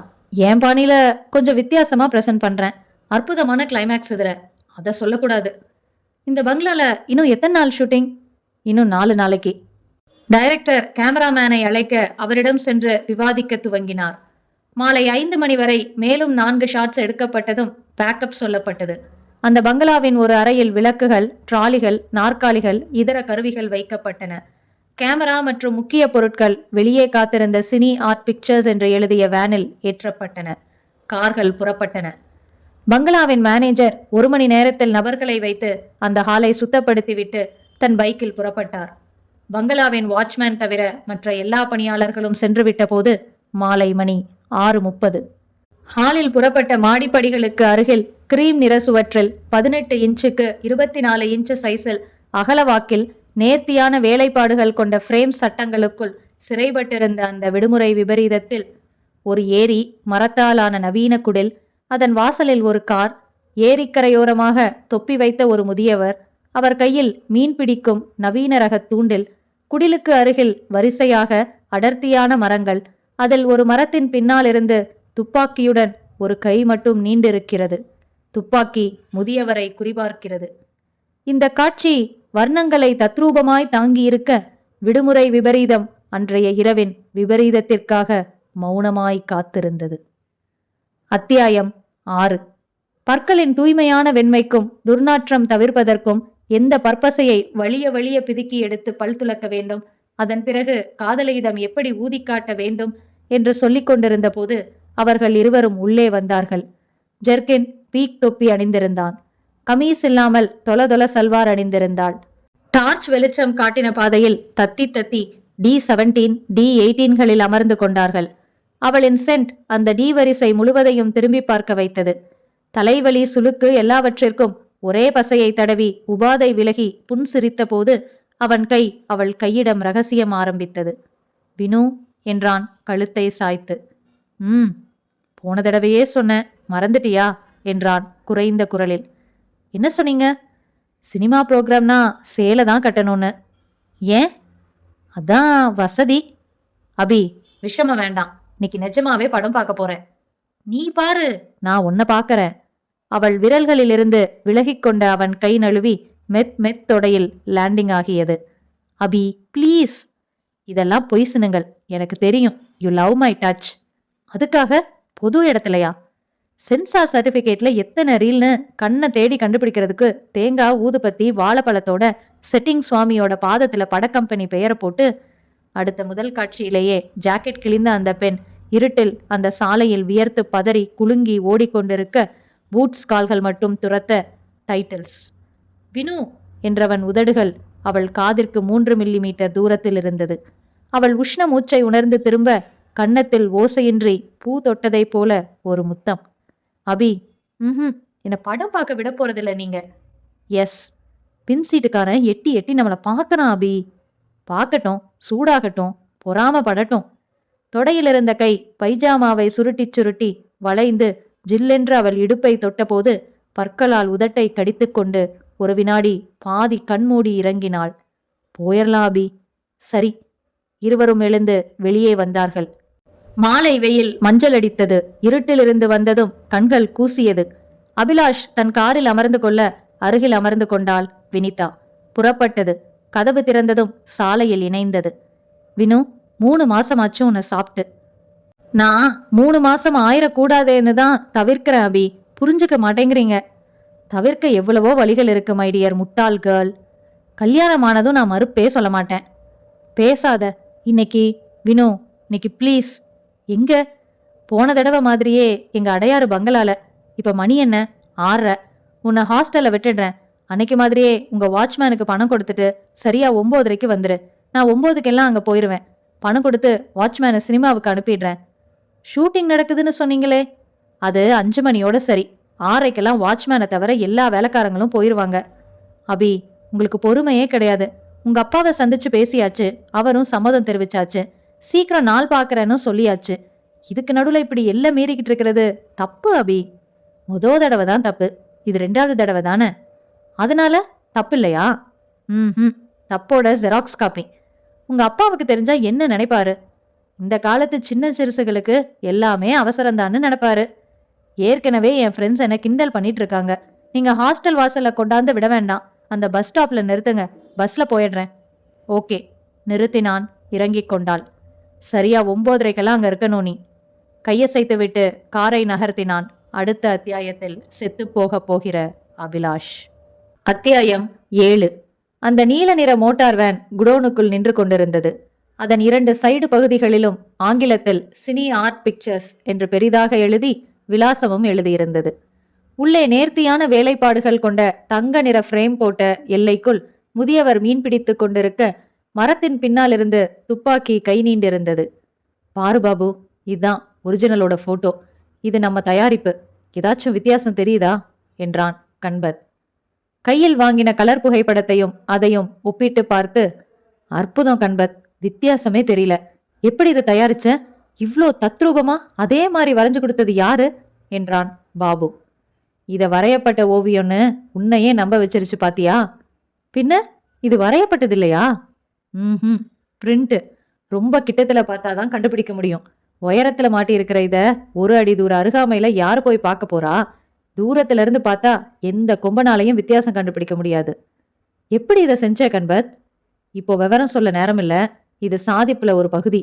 இனிமேதான் முக்கியமான வேலையே இருக்கு. மணி என்ன? 8 போகுது. புறப்பட்டா சரியா இருக்கும். நான் சொன்னதுல எதுவும் சறுக்கல் இல்லையே. தாடி ஒட்டியாச்சு, ஹேர் ஸ்டைல் மாத்தியாச்சு, நம்ம ஒரிஜினல் அடையாளங்களை தொலைச்சாச்சு, அதே மாதிரி வேன் தயாரிச்சாச்சு, அதே நம்பர் பிளேட் மாட்டியாச்சு. எனக்கு உதைக்கிற ஒரே இடம் அந்த வாட்ச்மேனை சமாளிக்கிறது தான். பாபு, அதே நம்பரோட அதே வேன் 10 நாளா டெய்லி ஷூட்டிங்க்கு பொருட்களை கொண்டு வந்து எடுத்துட்டு போயிட்டு இருக்கிற வேன். நிச்சயமா அவனுக்கு சந்தேகமே வராது. என் பொய்ய சுலபமா நம்புவான். அவனை ஒரு 5 நிமிஷத்துக்கு அப்புறப்படுத்தணுமே. அவனும் என் கூடவே இருந்த ஓவியத்தை எப்படி மாத்துறது? இங்க பாரு. கண்பத் தன் ஸ்வெட்டரை உயர்த்தி காட்டினான். இடுப்பில் ரிவால்வர் செருகப்பட்டிருந்தது. அதை காட்டி மிரட்டலான்னு சொல்றியா? அது கடைசி வழி. அதுக்கு அவசியம் இருக்காது பாபு. ஏறு வண்டியில, ஸ்டார்ட் செய். பாபு வேனில் ஏறி டிரைவிங் சீட்டில் அமர்ந்தான். கண்பத் குடோனின் ஷட்டரை டகடகவென்று மேலே ஏற்றினான். வேன் வெளியில் வந்ததும் மீண்டும் இறங்கி பூட்டிவிட்டு பாபுவுக்கு அருகில் அமர்ந்து கொண்டான். அடையாரை நோக்கி வேன் புறப்பட்டது. அபிலாஷ் பாத் டப்பில் வெதுவெதுப்பாக குளித்தான். வினிதா வினிதா என்ற விசிலில் சொல்லிக்கொண்டே எழுந்து டவலை எடுத்தான். அறைக்குள் வந்து தலைக்கு ட்ரையர் போட்டு சீவினான். வினிதாவும் இவனுமாக சென்று வாங்கின அவளுக்கு மிகவும் பிடித்த இளம் நீல டிஷர்ட் அணிந்தான். வினிதாவுக்கு பிடித்த லாவெண்டர் மனம் பரப்பும் சென்ட்டை தாராளமாக பீச்சிக் கொண்டான். நேரம் பார்த்தான். 8. புறப்பட்டால் 8:15க்கே அடையாறு போய்விடலாம். வினிதா 9:30க்குத்தான் வருவாள். அதுவரை காத்திருப்பதில் தனி சுகம் உண்டு. தன் ஃபியட் வண்டியின் சாவியை எடுத்துக்கொண்டு புறப்பட்ட போது வெளியே சென்றிருந்த அப்பா திரும்பிவிட்டார். எங்க புறப்பட்டுட்ட அபிலாஷ்? நைட்டு ஃப்ளைட்ல ஒரு ஃப்ரெண்டு டெல்லி புறப்படுறான். வழி அனுப்பிட்டு வந்துடுறேன் டாடி. சரி, சீக்கிரம் வந்துரு. அபிலாஷ் காரை உற்சாகமாக செலுத்தினான். சக்ரா பங்களா சொற்ப வெளிச்சத்தில் இருட்டுடன் போராடி கொண்டிருந்தது. காற்று மர இலைகளுடன் ரகசியம் பேசிக் கொண்டிருக்க பவனி வரும் பால் நிலவுக்கு மேகங்கள் சாமரம் வீசிக்கொண்டிருந்தன. வாட்ச்மேன் சாமிக்கண்ணு கேட் அருகே மர கேபினில் அமர்ந்து எரிந்த 60 வாட்ஸ் பல்பு வெளிச்சத்தில் சித்திர புத்தகத்தில் உளவதிகாரி மன்ரேக்கர் எதிரிகளை முறியடிப்பதை சுவாரஸ்யமாக படித்துக் கொண்டிருந்தான். வேன் ஹார்ன் சத்தத்தில் சாமிக்கண்ணு டோக்கியோ விமான நிலையத்திலிருந்து மீண்டு நிமிர்ந்தான். இது படப்பிடிப்பு வேன் அல்லவா? காலையில் தானே வரும். இப்போது எதற்கு வந்திருக்கிறது? நீளமான டார்ச் லைட்டுடன் கழுத்தில் மஃப்ளர் சுற்றிய வாட்ச்மேன் சாமிக்கண்ணு நடந்த டிரைவருக்கு அருகில் வந்து, என்ன என்றான். சினி ஆர்ட்ஸ்ல இருந்து வரோம். நைட் ஷூட்டிங் சத்யா ஸ்டுடியோல திடீர்னு ஏற்பாடு செஞ்சுட்டு நம்மளைய கழுத்த இருக்கிறாங்கப்பா. 2 ட்ராலியும் சவுண்டு பாக்ஸும் இங்க இருந்து எடுத்துட்டு வர சொல்றாங்க. மனுஷன் இன்னும் சாப்பிட கூட இல்ல. அதை பத்தி அவங்களுக்கு என்ன அக்கறை? கண்பத் மிக இயல்பாய் அலுப்பாய் பேசியதில் வாட்ச்மேனுக்கு எந்த சந்தேகமும் ஏற்படவில்லை. அந்த ரூம் சாவிய எடுத்துட்டு வந்தீங்க தானே? சாவி கொண்டாராம எப்படி திறக்க முடியும்? இதோ. பாக்கெட்டை தொட்டு காட்டினான் கண்பத். கதவை திறங்கண்ண, சீக்கிரமா கொண்டு போய் சேர்த்துட்டு 2 வாய் சாப்பிடணும். பசி கொடலை புடுங்குது. சாமிக்கண்ணு இரட்டை கதவுகளை திறந்து விட்டான். வேன் போர்ட்டிகோவில் நின்று என்ஜின் அணைந்தது. இருவரும் கீழே இறங்கினார்கள். சாமிக்கண்ணு கேபினில் மாட்டியிருந்த பெரிய சாவி கொத்தை எடுத்து கொண்டு வந்து முகப்பு வாசலை திறந்தான். போப்பா, சீக்கிரம் எடுத்துட்டு போ என்று பாபுவை மட்டும் உள்ளே அனுப்பிவிட்டு, பத்தி பெட்டி இருக்கானே என்றான் கண்பத். கேட்ல வச்சிருக்கேன், கொஞ்சம் எடுத்து கொடுங்கண்ணே. இருவரும் சற்று தூரத்தில் இருந்த கேட்டை நோக்கி நடக்க பாபு வேனின் கதவை திறந்து அந்த ஃப்ரேம் செய்த ஓவியத்தை தூக்கி கொண்டு வேகமாய் உள்ளே சென்றான். கேட் அருகே வந்து தீப்பெட்டி எடுத்து கொடுத்த சாமி கண்ணு, 10 நிமிஷம் ஆகும்ல எடுத்து வைக்க என்றான். ஆகும் ஆகும், முக்கத்துல கடை இருக்கு, ஒரு டீ அடிச்சிட்டு வந்துடுறேன், நான் வந்ததும் போலாம். போயிட்டு வாங்கண்ணே, நாம தான் ஒருத்தர் கஷ்டத்தை ஒருத்தர் உணர வேண்டி இருக்கே ஒழிய முதலாளிங்க எங்க நினைச்சு பாக்குறாங்க. சாமி கண்ணு விரைவாக நடந்ததும் கண்பத் பங்களாவுக்கு உள்ளே ஓடினான். என்ன மாத்தலையா பாபு? உயரமா இருக்கே, ஸ்டூல் மாதிரி ஏதாச்சும் வேணும் கண்பத், எட்ட மாட்டேங்குது. இருவரும் உயரத்திற்கு போட எதை உபயோகிக்கலாம் என்று சுற்றும் முற்றும் பார்த்தார்கள். அபிலாஷ் தன் ஃபியட்டின் என்ஜினை தூரத்திலேயே அணைத்துவிட்டு மெல்ல சறுக்கி வந்தவன் பங்களாவின் இரட்டை கதவுகள் விரிய திறந்திருப்பதையும் போர்டிகோவில் படப்பிடிப்பு வேன் நிற்பதையும் பார்த்தான். போச்சுடா, ஷூட்டிங் முடிஞ்சு இப்பதான் புறப்படுறாங்களா? வாட்ச்மேன் எங்க காணோம்? காரை உள்ளே செலுத்தி வேனை தாண்டி நிறுத்தி இறங்கினான். சாவியை சுழற்றி கொண்டே உள்ளே வந்து அதிர்ந்தான். கண்பத் தோளில் அமர்ந்த நிலையில் பாபு மாடிப்படிகள் அருகே இருந்த அந்த ஓவியத்தை கலற்றி கொண்டிருக்க, கீழே சுவற்றில் சாய்த்து வைக்கப்பட்டிருந்ததும் அதே ஓவியம். என்ன இது? ஏய், என்னையா செய்றீங்க அங்க 2 பேரும்? இருவரும் திணறிப்போய் திரும்பி திடுக்கிட்டார்கள். பாபு தோளிலிருந்து கீழே குதித்தான். கேக்குறேன்ல, என்ன செய்றீங்க? நெருங்கினான். இவனின் திடீர் வரவையோ இந்த அதிரடி கேள்வியையோ எதிர்பார்க்காத 2 பேரும் வார்த்தைகளை தவறவிட்டு வெலவெலத்து நின்றார்கள். சொல்லுங்கடா, அது என்ன இதே மாதிரி இருக்கு? I will call the police. Abhilash வேகமாக சென்று டெலபோனின் ரிசீவரை எடுத்தான். 1 நிமிஷம் நிமிர்ந்து பார்த்துட்டு போன் செய் தம்பி. நிமிர்ந்தான்.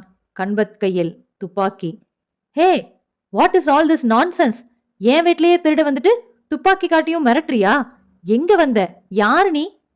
கண்பத் வினாடிகள் நழுவுவதை விரும்பவில்லை. இப்போது வாட்ச்மேன் திரும்பி விடுவான், திட்டமெல்லாம் கெட்டுவிடும். இவ்வளவு அருமையாக பாதி தூரம் கடந்துவிட்டு சறுக்குவது முட்டாள்தனம். கண்பத் அபிலாஷின் நெஞ்சை குறிபார்க்கும் துப்பாக்கியுடன் மெல்ல அடியெடுத்து வைத்து அவனை நெருங்கினான். நோ, என்ன சுற்றாத! சட்டென்று கண்பத் துப்பாக்கியை பேண்டில் செருகிவிட்டு வினாடியின் பாதியில் அந்த டெலபோன் வயரை அபிலாஷின் கழுத்தில் சுற்றிவிட்டான். இருக்க ஆரம்பித்தான். விழி பிதுங்க, மூச்சு திணற, பேச முடியாமல் தவிக்க கண்பத் மேலும் மேலும் 2 கைகளையும் எதிரெதிர் திசையில் வலுவாக இழுத்து வயர் சுற்றின் மையத்தில் சிக்கிக்கொண்ட அவன் கழுத்தை இறுக்க அபிலாஷ் 2 நிமிடங்கள் கைகளை காற்றில் அலைந்து போராடி இயக்கங்களை நிறுத்தி கொண்டு சலனங்கள் துறந்து சவமானான். கமான், சீக்கிரம் பாபு என்றான் கண்பத். ஒரிஜினல் ஓவியத்தை எடுத்துவிட்டு கொண்டு வந்த ஓவியத்தை மாட்டினார்கள்.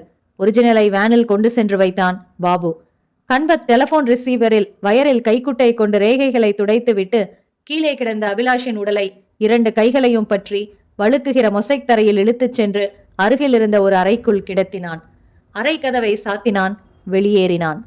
சாமி கண்ணு டீ குடித்துவிட்டு திரும்பியதும் அபிலாஷின் ஃபியட்டை பார்த்து பதறினான். எதிர்பட்ட இவரையும் பார்த்து, எங்க சின்ன முதலாளி வந்திருக்காரா என்றான். ஆமா, உங்களை எங்கன்னு கேட்டாரு. டீ குடிக்க போயிருக்கிறதா சொன்னேன். அவரை இன்னும் 2 மணி நேரத்துக்கு தொந்தரவு செய்யக்கூடாதுன்னு உங்ககிட்ட சொல்லிட்டு போக சொன்னாரு. நாங்க புறப்படுறோம். எடுக்க வேண்டியதை எடுத்துக்கிட்டீங்களா? எடுக்க வேண்டியதை எடுத்தாச்சு, வைக்க வேண்டியதை வச்சாச்சு. வேனில் புறப்பட்டு வெளியேறினார்கள். என்ன கண்பத், இப்படி ஆயிருச்சு? என்ன செய்யறது, நம்ம திட்டத்துல கொலை கிடையாது. இது எதிர்பாராததுதான், ஆனா தவிர்க்க முடியாதது. கவலைப்படாத, மாட்டிக்க சான்ஸே இல்லை என்ற கண்பத் சிகரெட்டை பற்ற வைத்துக் கொண்டான். 9:30க்கு ஆட்டோவை விட்டு இறங்கிக் கொண்டாள் வினிதா. கேட்டில் வாட்ச்மேனை பார்த்ததும் கேள்விக்குறி. உள்ளே அபிலாஷின் ஃபியட்டை பார்த்ததும் கொஞ்சம் ஆறுதலாக இருந்தது. ஏன் சினிமாவுக்கு இவனை இன்னும் அனுப்பி வைக்கவில்லை? வாங்கம்மா, சௌக்கியங்களா? சின்ன முதலாளி இருக்காரு, போங்கம்மா. வினிதா தன் கைப்பையை அசைத்து கொண்டு நடந்தாள். உள்ளே வந்தாள். படிகள் ஏறி மாடியறைக்கு வந்தாள். அபி என்றாள். பாத்ரூமுக்குள் எட்டி பார்த்தாள். எங்க இருக்கீங்க? என்ன விளையாட்டு இது? பீரோவுக்கு பின்னால் கட்டிலுக்கு அடியில் சென்று பார்த்தாள். இல்லை. மாடியில் இருந்த மற்ற அறைகள் பூட்டியிருந்தன. கீழே இறங்கி வந்தாள். கார் நிற்கிறதே, உள்ளே இருப்பதாக வாட்ச்மேனும் சொன்னானே, எங்கே போனார்? லேசாக கலவரப்பட்டாள். அபி அபி என்றாள். கீழே இருந்த ஒவ்வொரு அறையாக பார்த்து அந்த அறைக்குள் நுழைந்து அபிலாஷ் என்று அலறினாள். அத்தியாயம் 8. சபாஷ் என்றார் கண்ணபிரான். கண்பத்தின் கையை அழுத்தமாக பற்றி குலுக்கினார். பாபுவின் தோளில் கை போட்டு பெருமிதத்துடன் அணைத்துக் கொண்டு விடுவித்தார். கட்டிலின் மேல் படுக்க வைக்கப்பட்டிருந்த ஓவியத்தை பார்த்தார். என்ன இருக்கு இதுலன்னு அடிச்சுக்கிறாங்க? மெட்டீரியல் வைஸ் 10 ரூபாய்க்கு மேல மதிப்பில்லை சார். அந்த படைப்பாளிக்கு உள்ள இமேஜை வச்சு தான், மக்களோட ரசிக்கும் தன்மை, வினோத குணங்களை வச்சு தான் இது மாதிரி பொருட்களுக்கு ஒரு ஃபேன்சி பிரைஸ் உருவாகுது. கண்பத், டூப்ளிகேட்டை வச்சுட்டு ஒரிஜினலை எடுத்துட்டு வந்திருக்கோம். இது ஒரிஜினல் தானான்னு எப்படி தெரியும்? ஹீல் பிரிட்ஜோட ஓவியத்துல இதோ தன்னோட பேர் எழுதியிருக்காரே. ஹீல் பிரிட்ஜோடா? என்னையா பேரு? பிஸ்லரி சோடா, வாஷிங் சோடான்னு. கண்பத், அந்த ஹீல் பிரிட்ஜோடாவோட கையெழுத்து இப்படிதான் இருக்கும்னு நமக்கு தெரியாதே. சார், புதுசா கிளப்பி விடாதீங்க. விடுமுறை விபரீதம்னு கட்டுரையில தலைப்பு போட்டிருக்கான். இதோ ஹாலிடே டேஞ்சர்னு இருக்கே. இந்திய ரசிகருக்கு கொடுத்ததா குறிப்பு இருக்கு. சக்கரவர்த்தி கிட்ட அடகு வச்ச பையனோட அப்பா தான் அந்த ரசிகர்னு அனுமானிச்சு இறங்கினோம். வேற எப்படி இதுதான் ஒரிஜினல்னு உறுதி செய்யறது? அதுக்கு முன்னாடி ஒரு கொலை வேற நடத்திட்டீங்க. சொன்னனே, சூழ்நிலை. வேற என்ன செய்ய முடியும் அந்த சமயத்துல? ஓகே, கெட்டிக்காரத்தனமா கொண்டாந்துட்டீங்க. இதை காசாக்குறது தான் இதை விட முக்கியமான வேலை. கண்பத் அந்த ஓவியத்தை பார்த்தான். சார், அந்த கட்டுரையில ஜார்ஜ் டி சில்வா என்ன சொல்றான்? ஹீல் பிரிட்ஜோட இந்தியால ரசிகருக்கு கையெழுத்து போட்டு பரிசா கொடுத்தாரு. இந்த ஓவியத்துல உள்ள கையெழுத்து யார் வரைஞ்சதுன்னு தெரிவிக்கிற வெறும் பெயர் தான். ஒரு ரசிகருக்கு கொடுத்தப்ப பிரத்யேகமா அவர் கையெழுத்து போட்டிருக்கணும். எங்க? அப்படி எதுவும் இங்க இல்லையே. பின்னாடி போட்டிருக்கலாம், ஒருவேளை போட்டிருக்கலாம். பாபு, ஒரு சின்ன சுத்தியல் எடுத்துட்டு வா. எப்படி இருந்தாலும் இந்த ஓவியத்தை ஃப்ரேமோட வச்சுக்கிறதும் கொண்டு போறதும் சௌகரியப்படாது. பிரிக்கத்தான் வேணும். பிரிச்சு பாத்திரலாமே. என்ன சார் சொல்றீங்க? பாத்துருவோம். பாபு, சுத்தியல் எடுத்து வா. மெதுவாக தட்டி ஒவ்வொரு சட்டமாக கலற்றி எடுத்து கேன்வாஸ் ஓவியத்தை தனியாக எடுத்து பின்பக்கம் திருப்பி பார்த்து புன்னகைத்தான் கண்பத். பச்சை நிறத்தில் அன்பு ரசிகர் சிற்றரசுவிற்கு என்று ஆங்கிலத்தில் எழுதி ஹீல் பிரிட்ஜோடா என்று கையெழுத்திட்டு 6/3/1972 என்று தேதியும் போட்டிருந்தார். இதேதான் சார், சந்தேகமே வேண்டாம். அப்போ இதோ இருக்கு ஜார்ஜ் டி சில்வாவோட ஃபோன் நம்பர், நீயே பேசு என்றார் கண்ணபிரான் உற்சாகமாய். கண்பத் கோட் நம்பர் புத்தகத்தை புரட்டி பார்த்து கொண்டு முதலில் பிரான்ஸ் தேசத்தின் கோட் நம்பரை சுழற்றி, பிறகு பாரிஸ் நகரத்துக்கான எண்ணை சுழற்றி, அடுத்து ஜார்ஜ் டி சில்வாவின் 7 ஸ்தான போன் நம்பரை நிதானமாக சுழற்றினான். அந்தரத்தில் மிதக்கும் இந்திய சேட்டலைட் ஒரு விசுவாச ஊழியனாய் செயல்பட்டு அடுத்த வினாடிகளில் கிர் கிர் என்று 5000 சொச்ச கிலோமீட்டர்களுக்கு அந்த பக்கத்தில் ஒளி ஏற்படுத்தியது. ஹலோ என்றாள் எவளோ. மிஸ்டர் ஜார்ஜ் டி சில்வாவோட பேசணும், இந்தியால இருந்து பேசுறோம் என்றான் கண்பத் கண்ணியமான ஆங்கிலத்தில். அவர் ஊர்ல இல்ல, தன்னோட விடுமுறை அனுபவிக்க லயான்ஸ் நகரம் போயிருக்காரு. எப்போ வருவாரு? இன்னும் 4 நாள்ல. ரொம்ப முக்கியமான விஷயம் பேசணும். அவரை காண்டாக்ட் பண்ண வேற ஏதாவது நம்பர் கிடைக்குமா? மன்னிக்கணும், அவருக்கு வேற எதுவும் நம்பர் இல்லை. எங்களோட நம்பரை சொல்றோம், ஒரு செய்தியையும் சொல்றோம். அதையாவது அவர்கிட்ட சொல்ல முடியுமா? அவர் ஊரு திரும்பினதுக்கு அப்புறம் தான் தெரிவிக்க முடியும். மேடம், இது ரொம்ப ரொம்ப முக்கியமான, அவர் ரொம்ப ஆர்வம் காட்டக்கூடிய ஒரு வியாபாரம் பத்தின விஷயம். எவ்வளோ முக்கியமானதா இருந்தாலும் விடுமுறை சமயங்கள்ல அவரை தொடர்பு கொள்ள எங்களுக்கு அனுமதி இல்லைங்க. உங்களை பத்திய விவரங்களை சொல்றீங்களா? சரி, குறிச்சுக்கோங்க. இதுதான் எங்களோட நம்பர். ஊர் சென்னை, தமிழ்நாடு மாநிலம், இந்தியா. பேரு கண்ணபிரான். ஹீல் பிரிட்ஜோடாவோட விடுமுறை விபரீதம் அப்படிங்கிறது தொடர்பான்னு குறிச்சுக்கோங்க. சரி, சொல்லிடுறேன். நன்றி. கண்பத் வைத்து விட்டு பெருமூச்சு விட்டான். ரெஸ்ட்டுக்கு போயிருக்கானா, வர 4 நாள் ஆகுமா. நடுவுல டிஸ்டர்ப் பண்ண மாட்டாங்களாம். வந்ததும் சொல்றேன்னாங்க. இப்ப நமக்கு எந்த அவசரமும் இல்லை. கண்பத், வேனுக்கு பழைய கலரை உடனே அடிச்சிரு. நம்பர் பிளேட்டை பழையபடி மாத்திரு. இந்த ஃப்ரேமு சட்டங்களை எல்லாம் பின்னாடி பக்கம் இருந்த போர்டையும் சுத்தமா எரிச்சிரு. ஓவியம் என்கிட்ட இருக்கட்டும். 4 நாள் போகட்டும். அமளி அடங்கட்டும். அந்த சில்வாவும் ஊர்ல இருந்து வரட்டும். உனக்கு செலவுக்கு பணம் எதுவும் வேணும்னா பாபு கிட்ட வாங்கிக்க. கண்பத் தலையசைத்தான். 10,000 வாங்கி கொண்டான். கண்ணபிரான் சொன்ன காரியங்களை 2 மணி நேரங்கள் செலவழித்து செய்து முடித்துவிட்டு தன் ஹோட்டல் அறைக்கு வந்து விழுந்தான். கண்ணபிரானுக்கு எதிராக ஒரு டபுள் கேம் விளையாடி பார்க்கலாமா என்று லேசாக யோசித்தான். அத்தியாயம் 9. சுஷீலா ஃபியட்டை அலுவலக கட்டிடத்தின் அண்டர் கிரவுண்ட் பார்க்கிங்கில் நிறுத்தி கண்ணாடிகளை ஏற்றி சாத்திவிட்டு கைப்பையுடன் வெளிப்பட்டாள். பிரவுன் நிறத்தில் முரட்டு துணியில் பேண்ட் அணிந்திருந்தாள். வெள்ளை பனியன், அதற்கும் மேல் ஒரு சின்ன கையில்லாத சாஸ்திரி கோட். போன வாரம் பியூட்டி கிளினிக்கில் அமைத்து கொண்ட புதிய ஹேர் ஸ்டைலில் இந்தி படத்திற்கு புக் செய்யலாம் போல இருந்தாள். லிப்டில் நுழைந்து பட்டனை அழித்துவிட்டு கண்ணாடியில் பார்த்து கொண்டாள். மார்பில் இடவள மாற்றத்துடன் நவ் இன் நியூ பேக்கிங் என்ற சிகப்பு எழுத்துக்கள். தனது தளத்தில் வெளிப்பட்டு மூன்லைட் டிடெக்டிவ் ஏஜென்சிஸ் அலுவலகத்திற்குள் நுழைந்ததும் குட் மார்னிங் மேடம் என்றாள் மாதவி. குட் மார்னிங் என்று தனியறையின் கதவை தள்ளி அவள் உள்ளே வர பரத் கையில் வைத்திருந்ததை அவசரமாக மேஜை டிராயருக்குள் வைத்தான். பைக்கை காணோமே கீழே, எப்படி வந்தீங்க பரத்? பரத் கைகளை இறக்கை அடித்துக் கொள்வது போல் செய்து காட்டினான். தன் நாற்காலியில் அமர்ந்து, சொல்லுங்க, பைக் ரிப்பேரா? இல்ல, சர்வீஸ்க்கு கொடுத்துட்டேன். பாவம், பஸ்லையா வந்தீங்க? நமக்கு அந்த நிலைமை வருமா? கீழே இருந்து மேலே கொண்டாருமே, அது என்ன? லிஃப்ட்டு. ஒரு ஸ்வீட் மேடம் லிஃப்ட் கொடுத்தா. ஒத்த கையாலேயே ஸ்டியரிங்க என்னமா ஹேண்டில் பண்ணா தெரியுமா? பாவம், ஹேண்டிகேப்பா? உன் தலை. இன்னொரு கையத்தான் நான் ஜோஷியம் பார்த்துட்டு இருந்தேனே. காலையில வெறுப்பேத்தாதீங்க. நான் வந்ததும் எதையோ மறைச்சு வச்சிங்களே, என்ன அது? லிஃப்ட் கொடுத்த மேடம் வச்சிருந்தா, படிச்சுட்டு தரேன்னு வாங்கினேன். எனக்கு கூட இல்ல, உனக்கு பிடிக்குமேனு தான் வெக்கத்தை விட்டு கடனா கேட்டேன். என்ன புக் அது? அது அத கண்டிப்பா சொல்லணுமா? ஐயோ பரத், உங்களோட. சரி, அந்த ஃபயர் இன்சூரன்ஸ் கேஸ் இன்னைக்கு ரிப்போர்ட் அனுப்புறதா சொல்லியிருக்கோம் பரத். கதவை திறந்து கொண்டு உள்ளே வந்தான் ரவி. சார், ஒரு பொண்ணு வந்திருக்கு, உங்களை பார்க்கணுமா? வர சொல்லு. சுசி, நான் யாரையும் வர சொல்லல. அவள் உள்ளே வந்தாள். காட்டன் சேலை நிறைய கசங்கி இருந்தது. முகம் சோகம் தடவிக் கொண்டிருந்தது. பின்னணியில் வாசிக்காமலேயே ஷெனாய் கேட்டது. கொஞ்சம் தூசி தட்டினால் பிரமாதமாக இருப்பாள் என்று தோன்றியது. துக்கம் என்றாலும் மஞ்சள் சேலைக்கு மேட்சாய் காது தொங்கல்கள், வளையல்கள், பொட்டு, கர்ச்சீஃப் என்றிருக்க, நான் நீக்ரோ நிறம் என்று பளிச்சென்று மெல்லிய ஃபுல்வாயில் ஜாக்கெட் மூலமாக அறிவித்துக் கொண்டிருந்தது உள்ளாடை. வாங்க, உட்காருங்க என்றாள் சுஷீலா. சௌக்கியமா என்றான் பரத். என் பேரு வினிதா என்றாள். வயது 23 என்றான் பரத். ஹாஸ்டல்ல தங்கியிருக்கீங்க. உங்க காதலர் கோடீஸ்வரர் சக்கரவர்த்தியோட மகன் அபிலாஷ். அவரை அடையாறு பங்களால வச்சு கழுத்தை நெரிச்சு யாரோ 2 பேர் கொண்டுட்டானுங்க. நீங்க தான் பணத்தை பார்த்து போலீஸுக்கு தகவல் சொன்னது. போலீஸ் உங்களையும் கூட சந்தேகப்படுறாங்க. இப்ப நீங்க வந்திருக்கிறது எங்க உதவியை தேடி. நாங்க உங்க காதலனை கொண்டவங்களை பல வீசி தேடி கண்டுபிடிக்கணும், அதானே? வினிதா விழிகள் விரிய ஆச்சரியப்பட்டாள்.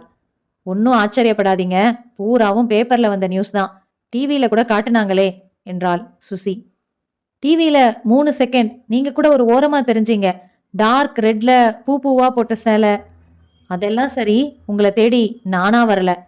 உத்வேகம் பிடிச்சு தள்ளுச்சா? இல்ல, அபிலாஷோட அப்பா சக்கரவர்த்தி உங்களை கூட்டிட்டு வர சொன்னாரு. கொலை நடந்து இன்னைக்கு எத்தனாவது நாள்? 4வது நாள். நாங்க 2 பேரும் கல்யாணம் பண்ணிக்க இருந்தோம். காதலிச்சதுக்கு அப்புறம் ஜென்ரலி அதானே செய்வாங்க. அபிலாஷ் அப்பாவும் சம்மதிச்சிட்டாரு. கடைசியில. கவலைப்படாதீங்க, நான் இருக்கேன், கண்டுபிடிச்சிடுறேன்னு சொன்னேன். மிஸ் வினி, போலீஸ் தியரி என்ன? தெரியல. சக்கரவர்த்தி என்ன நினைக்கிறாரு? கொலை வர போற அளவுக்கு அபிலாஷுக்கு பகை யாரும் நிச்சயமா கிடையாதுங்கிறாரு. எங்களை எதுக்காக கூட்டிட்டு வர சொல்லியிருக்காரு? கொலகாரங்களை கண்டுபிடிக்கதான். போலீஸ் மேல எங்களுக்கு நம்பிக்கை இல்லை. அவங்க படு ஸ்லோ. நீங்க தடாலடியா இறங்குவீங்க. தடாலடி, அடிதடி, இதுக்கெல்லாம் நம்ம ஃப்ரெண்டு நீலமூக்கு பையன் வேற ஒருத்தன் இருக்கான். நம்ம அப்ரோச் தனி. போலீஸை முழுக்க பயன்படுத்திக்குவேன். கூடுமான வரைக்கும் அவங்கள தொட்டுக்காம காரியம் செய்யறதில்ல. சக்கரவர்த்திய எப்போ நாங்க சந்திக்கணும்? இப்பவே உங்களால வர முடிஞ்சாலும் சரிதான். பரத் திரும்பி சுசீலாவை பார்த்தான். புருவங்களால் என்ன சொல்கிறாய் என்று கேட்டான். போலாம் பரத் என்றாள் சுசீலா. அத்தியாயம் 10. சக்கரவர்த்திக்கு முள்ளாய் 4 நாள் ஷேவிங் பாக்கி இருக்க கண்களும் மூக்கும் சிவந்திருந்தார். காசநோய் பிரிவு வராந்தாவை நினைவூட்டி அடுக்கடுக்காய் இருமினார். தும்மல் வரப்போகிற முகத்துடனேயே வாங்க என்று வரவேற்றார். அவர் காட்டின சேரில் அமராமல் சற்று தள்ளி அமர்ந்தான் பரத். அறிமுகங்கள், குடிக்க குடிக்க குறையாத கப்பில் காஃபிகள், இன்ஹேலர் உறிஞ்சல்கள், திடீர் அழுகை, மூக்குக்கு பயன்படுத்தின அதே துண்டின் மறுமுனையில் கண்களை துடைத்து கொண்டு, வினிதா எல்லாம் சொல்லுச்சா? எங்க 2 பேருக்கும் ஈடு செய்ய முடியாத இழப்பு. என் ஒரே பையனை நான் இழந்துட்டேன். ஒரே வருங்கால கணவனை அவங்க இழந்துட்டாங்க என்றான் பரத். பரத், நீங்க அவங்கள கண்டுபிடிக்கிறீங்க. ராஸ்கல்ஸ். பொம்பளைங்க இருக்காங்களேன்னு பார்க்குறேன், இல்லைன்னா மோசமா திட்டிடுவேன். Relax sir. பேப்பர் செய்தியை விட நீங்க சொன்னா இன்னும் தெளிவா இருக்கும். எப்படி நடந்துச்சு? என்னால தான் எல்லாம் ஆரம்பம் என்றாள் வினிதா. அது தெரியும். எப்படி தெரியும்? நல்லதோ கெட்டதோ பின்னாடி ஒரு பொண்ணு இருக்கணுமே. Please be serious. அபிலாஷ் என்னை அடையாறு பங்களாவுக்கு ராத்திரி வர சொன்னாரு, பேசிக்கிட்டு இருக்கலான்னு. I manage to believe. சொல்லுங்க. வந்து பார்த்தா வினிதா கண்களில் பயம் இணைத்து கொண்டு கைகளை அசைத்து மோனோ ஆக்டிங் போல் சம்பவத்தை விவரித்தாள்.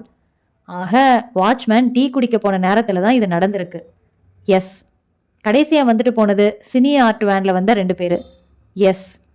போலீஸ் விசாரிச்சிருப்பாங்களே. வாட்ச்மேன் அழைச்சிட்டு போய் சினி ஆர்ட் பிக்சர் சம்மந்தப்பட்ட அத்தனை பேரையும் காட்டிட்டாங்க. சாயங்காலம் போன வேனை அதுக்கப்புறம் பயன்படுத்தவே இல்லைன்னும் எதை எடுத்துட்டு வர சொல்லி வேனை அனுப்பவும் இல்லைன்னும் சொல்றாங்களாம். வாட்ச்மேன் அடிச்சு சொல்றான், அதே வேன் தான், அதே நம்பர் தான்னு. மிஸ் வினிதா, அபிலாஷுக்கு பகை உங்களுக்கு தெரிஞ்ச யார்கிட்டயாவது இருக்கா? ம். அவன் ரொம்ப சாது. நீங்க என்ன சார் நினைக்கிறீங்க? யாரையாச்சும் சந்தேகப்படுறீங்களா? இல்ல. அந்த வேன்ல வந்த 2 பசங்க தான் செஞ்சிருக்கானுங்க. ஆனா அவங்க கொலை செய்ய வரல. வந்த இடத்துல கொலை நடத்தியிருக்காங்க. வேற எதுக்கு வந்திருப்பாங்க? அதான் புரியல. குடியிருக்கிற வீடுனா கூட நகை பணம்னு கொள்ளையடிக்க வந்ததா சொல்லலாம். ஷூட்டிங்க்கு விட்டுட்டு இருக்கிற ஒரு காலி பங்களா, அங்க திருட என்ன இருக்கு? நாற்காலி, டேபிள், இது தவிர? பங்களால நல்லா பாத்துட்டீங்களா? எதுவும் திருடு போகலையே. ம். ஷூட்டிங்க்கு தேவையான காஸ்ட்லி பொருட்கள் திருட வந்திருக்கலாமோ? அந்த ரூமை திறந்து பார்த்துட்டாங்களா? சினி ஆட்காரங்க வந்து திறந்து பார்த்துட்டாங்களே. மொதல் நாள் வச்சது வச்சபடி அப்படியே இருக்குன்னு சொல்லிட்டாங்க. இப்ப அந்த பங்களா திறந்திருக்கா? ஆமா, வாட்ச்மேன் கிட்ட சாவி இருக்கும். அதே வாட்ச்மேன் தானே? ஆமா. நாங்க முதல்ல இந்த கேஸை இன்வெஸ்டிகேட் பண்ற ஆபீசரை சந்திச்சுட்டு அதுக்கப்புறம் அங்க போய் பார்க்கறோம். எங்களுக்கு ஒத்துழைப்பு தர சொல்லி உங்க வாட்ச்மேனுக்கு தகவல் கொடுத்துருங்க. நாளைக்கு பார்க்கலாம். பரத்தும் சுசீலாவும் எழுந்து கொண்டார்கள். உங்களுக்கு நான் உபயோகப்படுவனா என்றாள் வினிதா. கமகேன் என்றான். நானும் உங்க கூட வரவான்னு கேட்டேன். 1 மணி நேரம் கழிச்சு அடையாறு பங்களாவுக்கு வாங்க, நாங்க அங்க வந்துடுறோம்.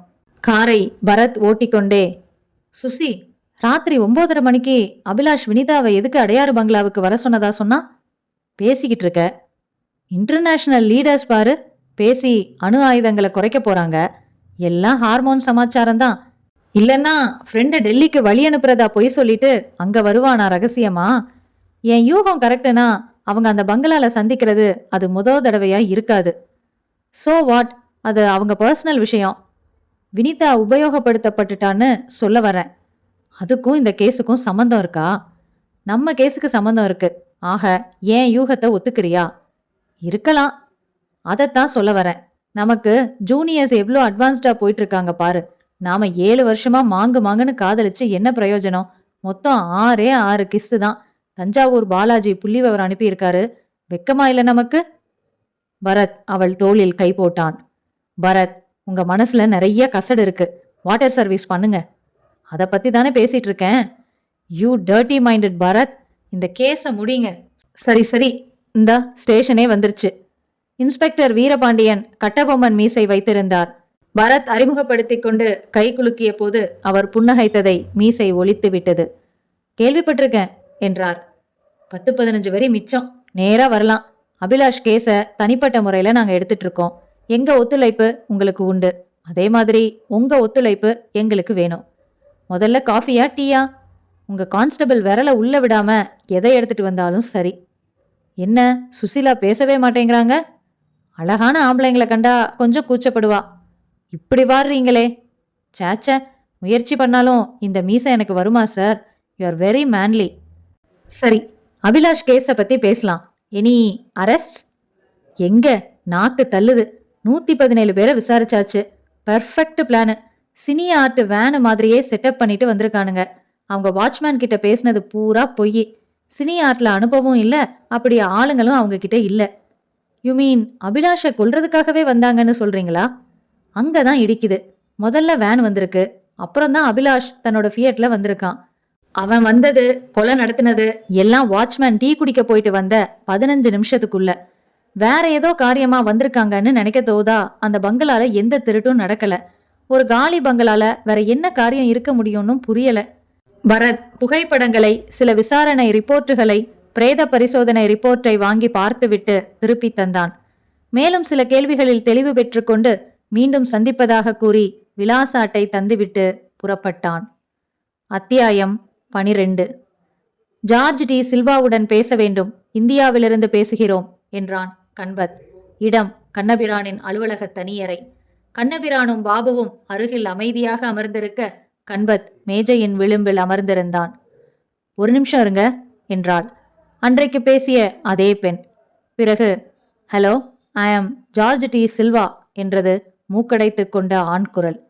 கண்ணபிரான் பேசுறேன். 4 நாளைக்கு முன்னாடி ஃபோன் பண்ணியிருந்தேன். செக்ரட்டரி குறிப்பு வச்சிருந்தாங்க, பார்த்தேன். கொஞ்சம் பிஸியா இருந்தேன். ஈவினிங் நானே காண்டாக்ட் பண்ணலான்னு இருந்தேன். சொல்லுங்க. சமீபத்துல ஹீல் பிரிச்சோடோவோட ஒரு ஓவியத்தை நீங்க ஏலத்துல எடுத்ததை பத்தியும் உங்களோட பேட்டியையும் ட்ரையோ மாத இதழ்ல படிச்சோம். ஆமா, ஹீல் பிரிச்சோடோவோட கடைசி ஓவியம் ஹாலிடே டேஞ்சர் அப்படிங்கிற ஓவியம். உங்களுக்கு அதை பத்தின ஆர்வம் உண்டா? நிச்சயமா. அந்த ஓவியம் இப்போதைக்கு எங்க கிட்ட தான் இருக்கு. அப்படிதான் நிறைய பேர் சொல்றாங்க. நெருங்கி போனா ஏமாத்து வேலையா இருக்கு. அந்த கடைசி ஓவியத்துல உள்ள காட்சி ரகசியமானது. ஹீல் பிரிச்சோடோ கிட்ட உதவியாளரா இருந்தவரு இன்னும் இங்க தன்னோட தள்ளாத வயதுல வாழ்றாரு. அவருக்கும் எனக்கும் மட்டும் தெரியும். எங்கே காட்சிய சொல்லுங்க பாப்போம். ஓ, தாராளமா. ஒரு ஏரிக்கரை, பின்னணியில மரங்கள் அடர்ந்த தோப்பு, ஒரு நவீன குடில், ஏரியில ஒரு முதியவர் மீன் பிடிச்சிட்டு இருக்காரு. ஒரு மரத்துக்கு பின்னாடி இருந்து ஒரு கை நீண்டு துப்பாக்கியால அவரை குறிப்பாக்குது. வாவ், காட்சி அதுதான். பின்னாடி கையெழுத்து இருக்கா? ஆ, இருக்கு. தேதி கூட இருக்கு. என்ன தேதி? 6/3/1972. கரெக்ட். அந்த டேட்ல தான் அவர் இந்தியால இருந்தாரு. உங்களுக்கு அந்த ஓவியம் எப்படி கிடைச்சது?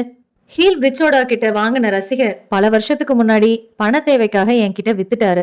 உங்க பேட்டியை பார்த்து பாரிஸ்ல உள்ள என்னோட ஃப்ரெண்டு மூலமா உங்களோட அட்ரஸை வாங்கி தான் காண்டாக்ட் பண்ணேன். உங்ககிட்ட ஓவியம் இருக்கிறத என்ன போல வேற யாருக்காவது தெரியப்படுத்தினீங்களா? இல்ல, முதல்ல உங்களை கேட்டுக்கிட்டு அப்புறம்தான் மற்றவங்களை அணுகலான்னு நினைச்சேன். அவசியம் இல்லை, அதை நானே வாங்கிக்கிறேன். எவ்வளவு தருவீங்க மிஸ்டர் ஜார்ஜ்? அதுக்கு முன்னாடி அது உண்மையான ஓவியம்தானான்னு 100% உறுதியாக்கிக்கணும். என்ன செய்ய சொல்றீங்க? அந்த ஓவியத்தை கலர்ல புகைப்படம் எடுங்க, பின்பக்கம் புகைப்படம் எடுங்க. எனக்கு ஹீல் பிரிச்சோடோட கையெழுத்து அத்துப்படி பார்க்கறேன். அதுக்கப்புறம் நானே உங்களை தொடர்பு கொள்றேன். பெரிய விஷயம் இது. தெளிவா எனக்கு தெரிஞ்சாதான் துணிஞ்சு இறங்க முடியும். ஏன்னா 2 தடவை ஏமாற இருந்தேன். நியாயம்தான். உடனே இன்னைக்கே குரியர் சர்வீஸ்ல அனுப்பி வைக்கிறேன். நல்லது. கண்பத் ரிசீவரை வைத்தான். விவரங்களை சொன்னான். அவனோட பயம் நியாயம்தான். லட்சமா அள்ளி கொடுக்கறதுக்கு முன்னாடி ஒரிஜினல் தானான்னு தரவா தீர்மானத்துக்கு வரணும் இல்லையா? நம்மளா இருந்தாலும் அதை தான் செய்வோம். கண்பத், இன்னைக்கே அனுப்பிச்சு வச்சிரு என்றார் கண்ணபிரான். அத்தியாயம் 12. சக்ரா பங்களாவை நோக்கி பரத்தின் கார் சென்று கொண்டிருந்தது. என்ன நினைக்கிற சுசி என்றான் பரத். கைரேகைகள் கிடைக்கல, தடயங்கள் கிடைக்கல. வேன் வாடகைக்கு விடுறவங்களை எல்லாம் விசாரிச்சிருக்காங்க. போர்டு எழுதுறவங்களை எல்லாம் விசாரிச்சுட்டு இருக்காங்க. அபிலாஷ கொல்லணும்னா அதுக்கு டியூப்ளிகேட் வேன், அந்த பொய்கள் எல்லாம் அனாவசியம். பின்ன எதுக்கு வந்தாங்க அவங்க? வேற ஏதோ காரியம். நான் சீனை சொல்றேன். வாட்ச்மேன் அனுப்பிட்டு அவங்க வந்த காரியத்தை நடத்திக்கிட்டு இருந்தப்போ திடீர்னு அபிலாஷ் அங்க வந்திருக்கணும். அதனால அவனை கொண்டு இருக்கணும். புதையல் கிதையல் பார்க்கலாம். அந்த பங்களா பத்தி, அங்க ஷூட்டிங் நடக்கிறத பத்தி, சினி ஆர்ட் வேனை பத்தி, ராத்திரி வாட்ச்மேன் தனியா இருக்கிறத பத்தி எல்லாம் பக்காவா விவரங்களை அவங்க சேகரிச்சு செயல்பட்டிருக்காங்க.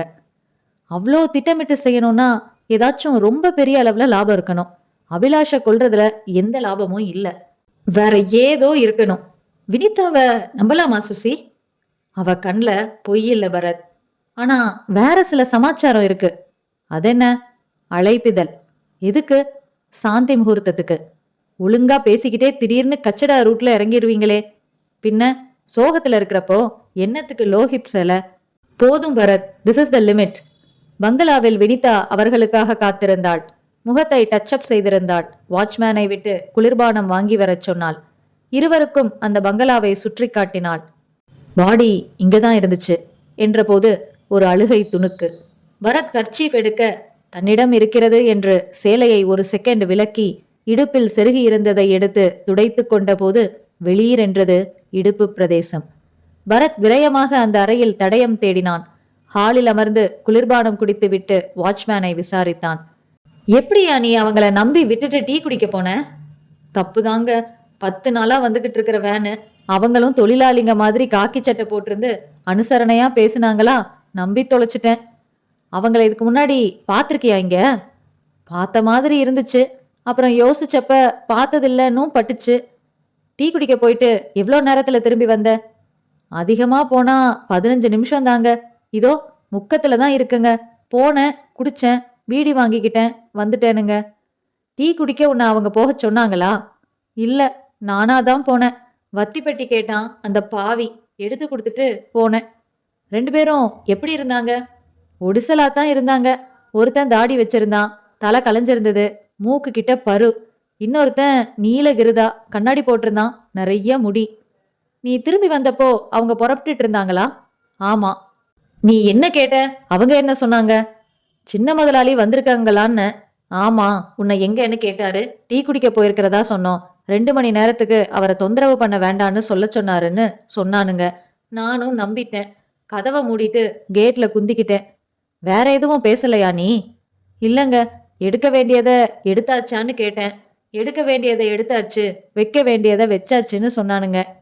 மேலும் 1/2 மணி நேரத்திற்கு அவனை கேள்விகளால் பிழிய பதிலாக கிடைத்த சாரையெல்லாம் டேப் ரெக்கார்டரில் சேகரித்து வைத்துக் கொண்டாள் சுசீலா. எடுக்க வேண்டியதை எடுத்து, வைக்க வேண்டியதை வச்சு, எதை எடுத்தானுங்க, எதை வச்சானுங்க என்றான் பரத். அது சும்மா சொன்ன வார்த்தை பரத். வாட்ச்மேனை பொறுத்தவரை ஷூட்டிங் சாமான்கள்லாம் எடுக்க வந்ததா சொன்னாங்க இல்லையா? அதுக்காக போறப்ப அப்படி சொல்லிட்டு போயிருக்கானுங்க என்றாள் சுசீலா. இல்ல சுசி, அவங்க பொய் ஸ்டேட்மெண்ட் படி சத்யா ஸ்டுடியோல ராத்திரி திடீர்னு ஷூட்டிங். அதுக்கு 2 ட்ராலி சவுண்டு பாக்ஸ் எடுத்துட்டு போக வந்தாங்க. எதையும் வைக்க வரல. புறப்படுறப்ப வாட்ச்மேன் கேள்விக்கு எடுத்தாச்சுன்னு தான் பதில் சொல்லியிருக்கணும். ஆனா அவங்க சொன்னதை வச்சு பார்க்கும்போது இங்க எதையோ எடுத்திருக்காங்க, எதையோ வச்சிருக்காங்க. எடுத்ததும் வச்சதும் தெரியாத மாதிரி. பரத், ரொம்ப லாங் ஷாட். இருக்கட்டும், யோசிப்பமே வினிதா. இந்த பங்களாவுக்கு பல தடவை வந்திருக்கீங்களா? எத்தனையோ தடவை. சுசி, நான் சொல்லல என்றான் பரத் இவளுக்கு மட்டும் கண்ணடித்து. என்ன சொன்னீங்க? ஒண்ணுமில்லைங்க. நீங்க நல்லா இந்த பங்களாவை பாருங்க. ஏதாச்சும் குறையுதா இல்ல கூடியிருக்கான்னு. நானும் அபிலாஷ் அப்பாவும் பல தடவை பார்த்தாச்சு. எதுவுமே காணாம போகல Bharat. Are you sure? Abhilash அப்பா அதை விட ஷுர். அவர் பங்களாவோட சொந்தக்காரர். ஆக இந்த பங்களால இருந்து ஒரு மதிப்பான பொருள் எடுக்கப்பட்டிருக்கு. அதே மாதிரி ஒரு டூப்ளிகேட் பொருள் வைக்கப்பட்டிருக்கு. என்ன அது? எழுந்தான் பரத். அப்படியா சொல்றீங்க? அது ஒரு கோணம். இப்ப திடீர்னு தோணின கோணம். அவங்க கடைசியா வாட்ச்மேன் கிட்ட சொல்லிட்டு போன வார்த்தைகள்ல இருந்து உருவான கோணம் சுசி. இங்க விலை மதிப்பில்லாத பொருள் என்ன இருக்கு வினிதாவை தவிர? வினிதா ரோஸ் நிறத்தில் வெட்கம் காட்ட, சுசீலா ரோஸ் நிறத்தில் கோபம் காட்ட, சும்மா அவங்கள கலகலப்பாக்குறதுக்காகத்தான் அப்படி சொன்னேன் என்று சமாளித்தான். இந்த சாண்ட்லியர்ஸ் காஸ்ட்லி தான் என்றாள் சுசீலா நடு ஹாலில் தொங்கின 4 அடுக்கு பெரிய சாண்டலியரை சுட்டிக்காட்டி. 15 நிமிஷத்துல மாத்தக்கூடிய வாய்ப்பு இருக்கிற பொருளா இருக்கணும். உதாரணமா இந்த பித்தளை பூஜாடி இருக்கு. ஒண்ணு கொண்டாந்து வச்சுட்டு இதை எடுத்துடலாம். அதே மாதிரி இப்போ இந்த ஓவியங்கள் எல்லாம் இருக்கு. வெயிட், இதெல்லாம் யார் வரைஞ்ச ஓவியங்கள்? அந்த ஹாலில் மொத்தம் அங்கங்கே 12 ஓவியங்கள் ஒரே சைஸில் ஒரே மாதிரியான ஃப்ரேமில் மாட்டப்பட்டிருக்க பரத் ஒவ்வொன்றின் கீழும் நின்று பார்த்தான்.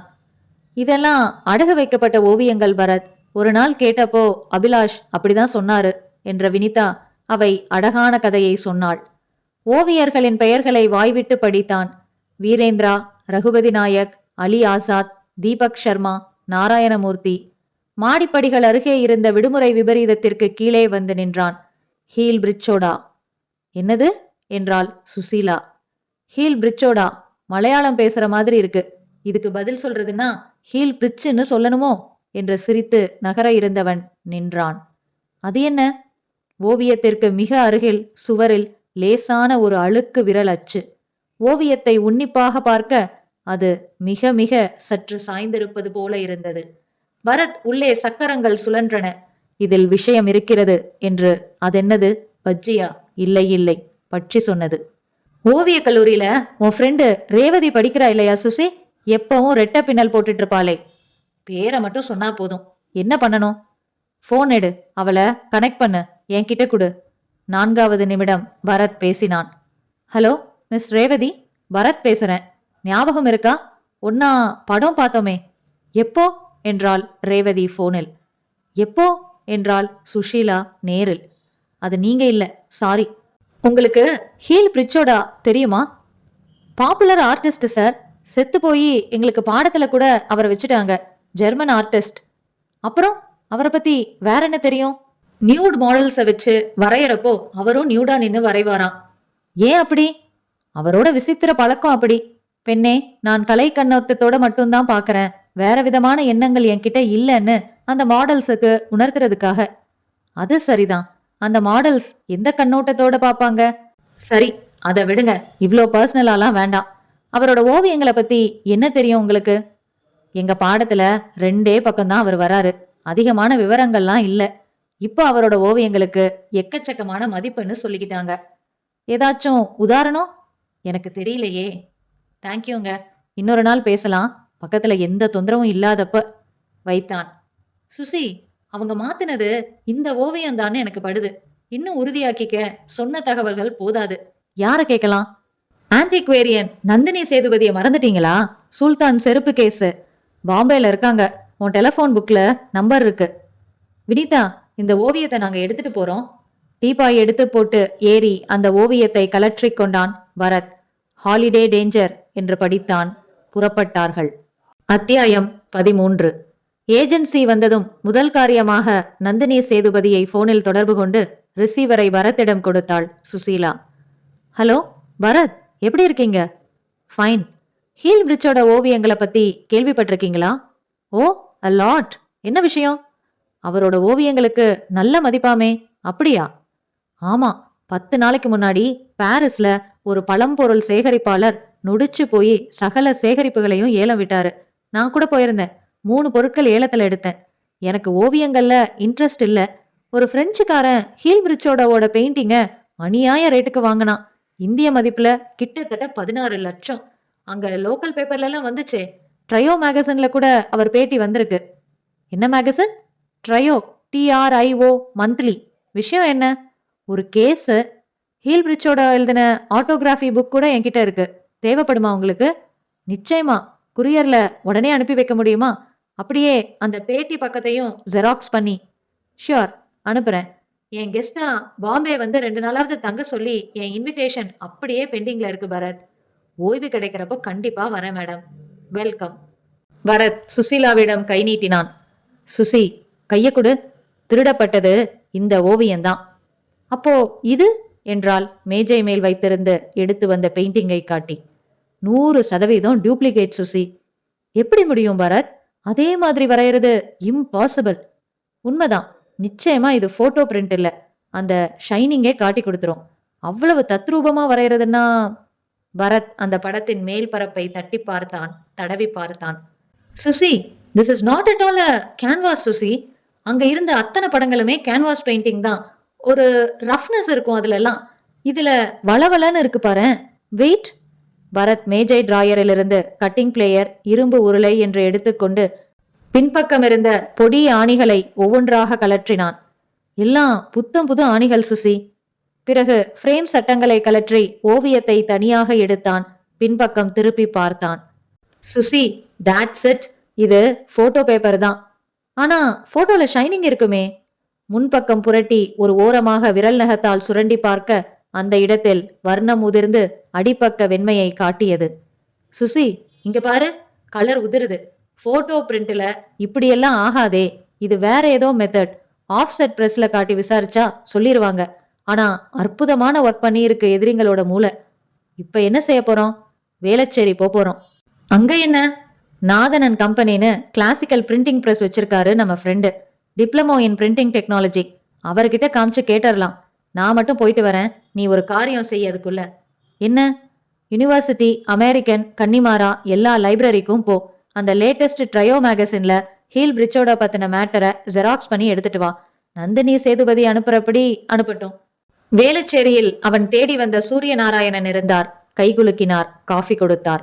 பரத் எடுத்துச் சென்ற ஓவியத்தை மேஜை மேல் விரித்தான்.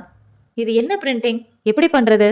சூரிய நாராயணன் ஆராய்ந்து விட்டு, இது பவுடர் பிரிண்ட்.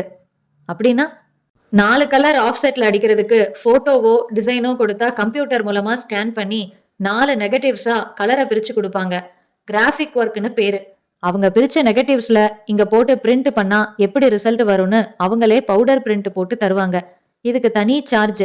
இதை ஆஃப்செட் பிரிண்டர்ஸ் கிட்ட மாதிரியா காட்டி இதே மாதிரி ரிசல்ட் வரணும்னு சொல்லுவாங்க. சாதாரண போட்டோ ஸ்டுடியோல இது மாதிரி பிரிண்ட் போட முடியாதா? அவசியம் இல்லையே. பவுடர் பிரிண்ட் ஒரிஜினல் டிசைனை விட பளிச்சுன்னு வரும். ஒரிஜினலை கொடுத்தாதான் இப்படி போட முடியுமா? தேவையில்லை. ஒரிஜினலை ஃபோட்டோ எடுத்து அந்த ஃபோட்டோ நெகட்டிவை கொடுத்து இந்த சைஸில் பவுடர் பிரிண்ட் போட்டு காமிங்கன்னு சொன்னாலும் செய்வாங்க.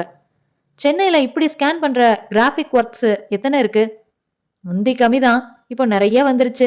Investment heavy. உங்களுக்கு எவ்வளோ அட்ரஸ் தெரியுமோ அவ்வளோத்தையும் கொடுங்க, தரேன். சூரியநாராயணன் விசிட்டிங் கார்டு ஆல்பத்தை எடுத்து புரட்டி உருவிப்போட பேப்பரில் எல்லா முகவரிகளையும் குறித்து கொண்டான் பரத். நன்றி சொல்லி பரத் புறப்பட்டு ஆபீஸ் திரும்பிய போது சுசீலா டடாயிங் என்று ட்ரையோமேட்டரின் ஜெராக்ஸ் பிரதியை நீட்டினாள். பொறுமையாக படித்து பார்த்த பரத், சுசி, திருட்டு போயிருக்கிற இந்த விடுமுறை விபரீதம் பெயிண்டிங்கோட இன்னைக்கு விலை நிச்சயமா 14 லட்சத்துக்கு மேல. பின்ன ஏன் வேன் செட்டப் செய்யக்கூடாதவங்க? ரொம்ப விவரமான குரூப்பா இருக்கணும். பரத், கொலை நடந்து 4 நாள்ல அந்த ஓவியம் இந்தியாவை விட்டு கூட போயிருக்கலாம் இல்லையா? போயிருக்காதுன்னு நம்பலாம் சுசி. இப்போ ஒரு லீடு கிடைச்சிருக்கு. நாளைக்கு முழுக்க நமக்கு சரியான வேலை இருக்கு. இவ்ளோ அட்ரஸ்லயும் போய் விசாரிக்கிறோம். பரத் மீண்டும் அந்த ட்ரையோ கட்டுரையை படித்தான். சுசி, நியூட்டன் வீட்ல இருக்காரான்னு பாரு என்றான். அத்தியாயம் 14. சேலம் செவ்வாய்ப்பேட்டையில் தண்டகவுண்டன் தெரு. எஸ் ராமமூர்த்தி BABL என்று போர்டு போட்டிருந்த வீட்டில் எஸ் ராமமூர்த்தி டெலபோனில் பேசிக் கொண்டிருக்க எதிரே அமைதியாக கைகட்டி நின்று கொண்டிருந்தான் இளங்கோவன். லாரிய சரியா 5 மணிக்கெல்லாம் வீட்டுக்கு அனுப்பி வச்சிருங்க. லாரி வர்றப்போ எல்லா பொருட்களையும் ரெடியா பேக் பண்ணி வச்சிருக்கேன். எங்களால டிலே இருக்காது. கரெக்டா டயத்துக்கு அனுப்பிடுங்க வைத்தார். என்னப்பா இளங்கோ? சார், நீங்க ஊருக்கு போறதுக்கு முன்னாடி வேற எந்த வக்கீல் கிட்டையாவது சொல்லிட்டு போறேன்னு சொன்னீங்களே? நானும் கேட்டு பார்த்தேன் தம்பி. எல்லாருக்கும் டைப்பிஸ்ட் இருக்காங்களாம். நீ வேற எங்கேயாவது முயற்சி பண்ணிக்க. உனக்கு நான் சம்பள பாக்கி எவ்வளோ தரணும்? இளங்கோவன் அமைதியாக நின்றான். 348 தரணும். இந்தா 350 ரூபாய வச்சுக்கோ. என்கிட்ட இருந்த வரைக்கும் நல்லபடியா நடந்துகிட்ட. நல்லா இரு. சென்னையில நான் ஒரு ஹைகோர்ட் லாயர் ஆபீஸ்ல சேர்றேன். தனியா பிராக்டிஸ் பண்றதா இருந்தா உன்னையும் அழைச்சிட்டு போவேன். என்ன செய்யறது? ஏன்பா கலங்குற? வேற வேலை கிடைச்சிரும் உனக்கு. இளங்கோவன் அமைதியாக கைகூப்பி விட்டு வெளியேறினான். வெயிலில் நடந்தான். தாடியை தடவிக்கொண்டான்.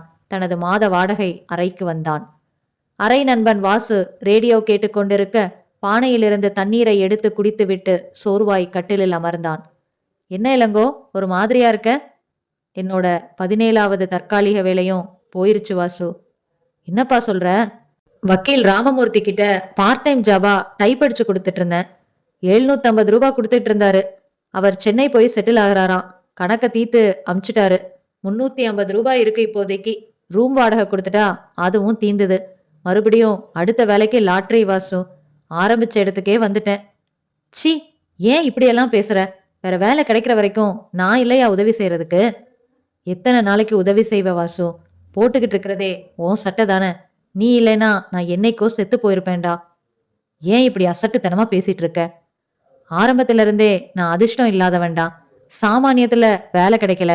கிடைக்கிற மாதிரி இருந்தப்போ டெபாசிட் கட்ட பணம் இல்லை. ஓவியங்களை அடகு வச்சு பணம் வாங்கியும் கம்பெனி ஃப்ராட் ஆயிருச்சு. அந்த பெரிய மனுஷன் முகத்தை பார்க்க தைரியம் இல்லாம அம்மாவை அழைச்சிக்கிட்டு சேலம் வந்தேன். அக்கா வீட்டுக்கு ஒரு வாரத்துக்கு தான் பாசம். அப்புறம் எல்லாம் வேஷம். பிடிக்காம நான் மட்டும் வெளியேறினேன். வேலைக்காரி மாதிரி அம்மாவை நடத்தினா. அம்மா செத்தது மன வேதனையால தான். நானும் எத்தனையோ முயற்சி பண்ணிட்டேன். நிரந்தரமான வருமானம் அமையல. அமையற வேலை எல்லாமே தற்காலிகம்தான். கொஞ்சம் முன்னேற முடியும் போல இருக்கேன்னு நினைக்கிறப்பெல்லாம் தடால்னு சறுக்கி கீழே விழுந்துடுறேன். ரொம்ப சோர்ந்து போயிட்டேன் வாசு. 30 வயசுக்கு 50 வயசு அனுபவங்கள் வாசு. எதுக்குடா வாழணும்? இளங்கோ, எந்திரி. உனக்கு மூடு சரியில்லை. வெளியில ஒரு வாக் போயிட்டு வரலாம் வா. தனியா இருந்தா மனசு இன்னும் புழுங்கும். வெளியே போனா மட்டும்? இளங்கோ, உன் வாழ்க்கையில முன்பாதியில இவ்ளோ கஷ்டப்படுறேன்னா பின்பாதியில அவ்வளவு ஓஹோன்னு இருக்க போற. நம்பிக்கையா இரு. எந்திரி என்றான் வாசு ஆறுதலாக. அத்தியாயம் 15. கண்ணபிரான் ஆங்கிலம் படித்து புரிந்து கொள்ள கற்றுக்கொண்டாலும், ஆங்கிலம் பேசினால் புரிந்து கொள்ள கற்றுக்கொண்டாலும், ஆங்கிலம் கலந்த தமிழ் பேச கற்றுக்கொண்டாலும் முழுக்க ஆங்கிலத்திலேயே பேச மிகவும் தத்தளிப்பார். அதனால் ஜார்ஜ் டி சில்வா பேசுறேன் என்று தொலைபேசியில் கேட்டதுமே 1 மினிட் என்று கண்பத்திடம் ரிசீவரை நீட்டிவிட்டார். மிஸ்டர் கண்ணபிரான்? ஆமா, சொல்லுங்க என்றான் கண்பத். நீங்க அனுப்பின போட்டோ பிரதிகள் எல்லாம் கிடைச்சது. பார்த்தேன். ஹீல் பிரிட்ஜோடவோட உதவியாளர்கிட்ட காட்டினேன். உங்ககிட்ட இருக்கிறது ஒரிஜினல் ஓவியம்தான்னு ஒத்துக்கிட்டாங்க. நல்லது. விலை என்ன சொல்றீங்க? முதல் நிபந்தனை, எங்களுக்கு இந்திய பணமா வேணும். ஒன்றும் பிரச்சனை இல்லை, என்னால் ஏற்பாடு செய்ய முடியும். 2வது நிபந்தனை, ஓவியத்தை அனுப்பி வைக்க முடியாது, எங்களோட நாட்டுக்கு வந்து வாங்கிக்கணும். ஓகே, அதுக்கும் சம்மதிக்கிறேன். 3வது நிபந்தனை, உங்ககிட்ட ஓவியத்தை ஒப்படைச்சதுக்கு அப்புறம் எங்களோட பொறுப்பு முடிஞ்சிரும். அதுக்கப்புறமா நீங்க உங்க நாட்டுக்கு உங்க பொறுப்புல தான் எடுத்துக்கிட்டு போகணும். சரி, இப்போ ஓவியத்தோட விலைக்கு வரலாம். எவ்வளவு தருவீங்க? பொருள் உங்ககிட்ட இருக்கு, விலைய நீங்க தான் சொல்லணும். இது காய்கறி வியாபாரம் இல்லையே, பொருளோ அரிய பொருளோ இதுக்கு ஒரு நிர்ணயிக்கப்பட்ட விலைங்கிறது கிடையாது. உங்களை போல நிறைய ஆர்வமான மனிதர்கள் வாங்க விரும்புற பொருள் இது. ஹீல் பிரிட்ஜோட கடைசி ஓவியங்கிறதுனால மற்ற ஓவியங்களை விட இதோட மதிப்பு ரொம்ப அதிகம். அத உங்களோட பேட்டியிலேயே நீங்க சொல்லியிருக்கீங்க. உண்மைதான், என் மதிப்பீட்டை தெரிவிச்சிடுறேன். அந்த ஓவியத்துக்கு நான் இந்திய தொகையில 17 லட்சம் தரலாம். கண்பத் ரிசீவரை பொத்தி 17 சொல்றான் என்றான். 25 கேளு. மிஸ்டர் ஜார்ஜ் டி சில்வா, 25 லட்சம் எதிர்பார்க்கிறோம். ரொம்ப ரொம்ப அதிகம் சார், நான் யோசிக்கணும். கடைசியா 20 லட்சம் என்று முடிச்சுக்கலாம். ரிசீவரின் காதருகே தன் காதை வைத்து கேட்ட கண்ணபிரான், சரி முடிச்சுக்கோ கண்பத் என்றார். ஓகே சார், எப்போ வரீங்க? நான் டெல்லி வரேன். டெல்லியில வச்சு என்கிட்ட ஓவியத்தை கொடுத்துருங்க. என் டெல்லி நண்பர் மூலம் நான் பணம் ரெடி செஞ்சிட்றேன். நான் வர்ற நாள், தங்குற இடம், சந்திக்கிற நேரம் எல்லாத்தையும் ஏற்பாடு செஞ்சுட்டு ஃபோனில் தெரிவிக்கிறேன். நல்லது, வெல்கம் டு இந்தியா. கண்பத் பேசி முடித்துவிட்டு, சோ 20 லட்சம் என்றான் இவர்களிடம். போலீஸ் எவ்வளோ தூரத்தில் இருக்கு கண்பத் என்றான் பாபு. அவங்களுக்கு எந்த தடயமும் நாம விட்டுட்டு வரல பாபு. புலன் விசாரிச்சுக்கிட்டே தான் இருக்க போறாங்க. ஓவியம் தட்டிக்கிட்டு வந்ததை அவங்க உணர்ந்த மாதிரியே தெரியல. கண்பத், எதுக்கும் எவ்வளோ தூரம் நம்ம பாதுகாப்பா இருக்கோம்னு தெரிஞ்சுக்கணும். அதுக்கு அவங்க என்ன நடவடிக்கைகள்லாம் எடுக்கிறாங்கன்னு கண்காணிக்கணும். செஞ்சுட்டா போச்சு. பங்களால மறுபடியும் ஷூட்டிங் ஆரம்பிச்சுட்டாங்க. நமக்கு தெரிஞ்ச ஆளுங்கள்லாம் இருக்காங்க. அவங்கள அனுப்பி நம்ம மாட்டிட்டு வந்த ஓவியம் இருக்கான்னு பாத்திர சொல்றேன். சக்கரவர்த்தி என்ன நடவடிக்கை எடுத்தாருன்னு விசாரிச்சும் சொல்றேன். கண்பத், ஜார்ஜ் கிட்ட பணம் வாங்க டெல்லிக்கு நீதானே போக போற என்றார் கண்ணபிரான். திட்டத்தோட கடைசி கட்டம் அது.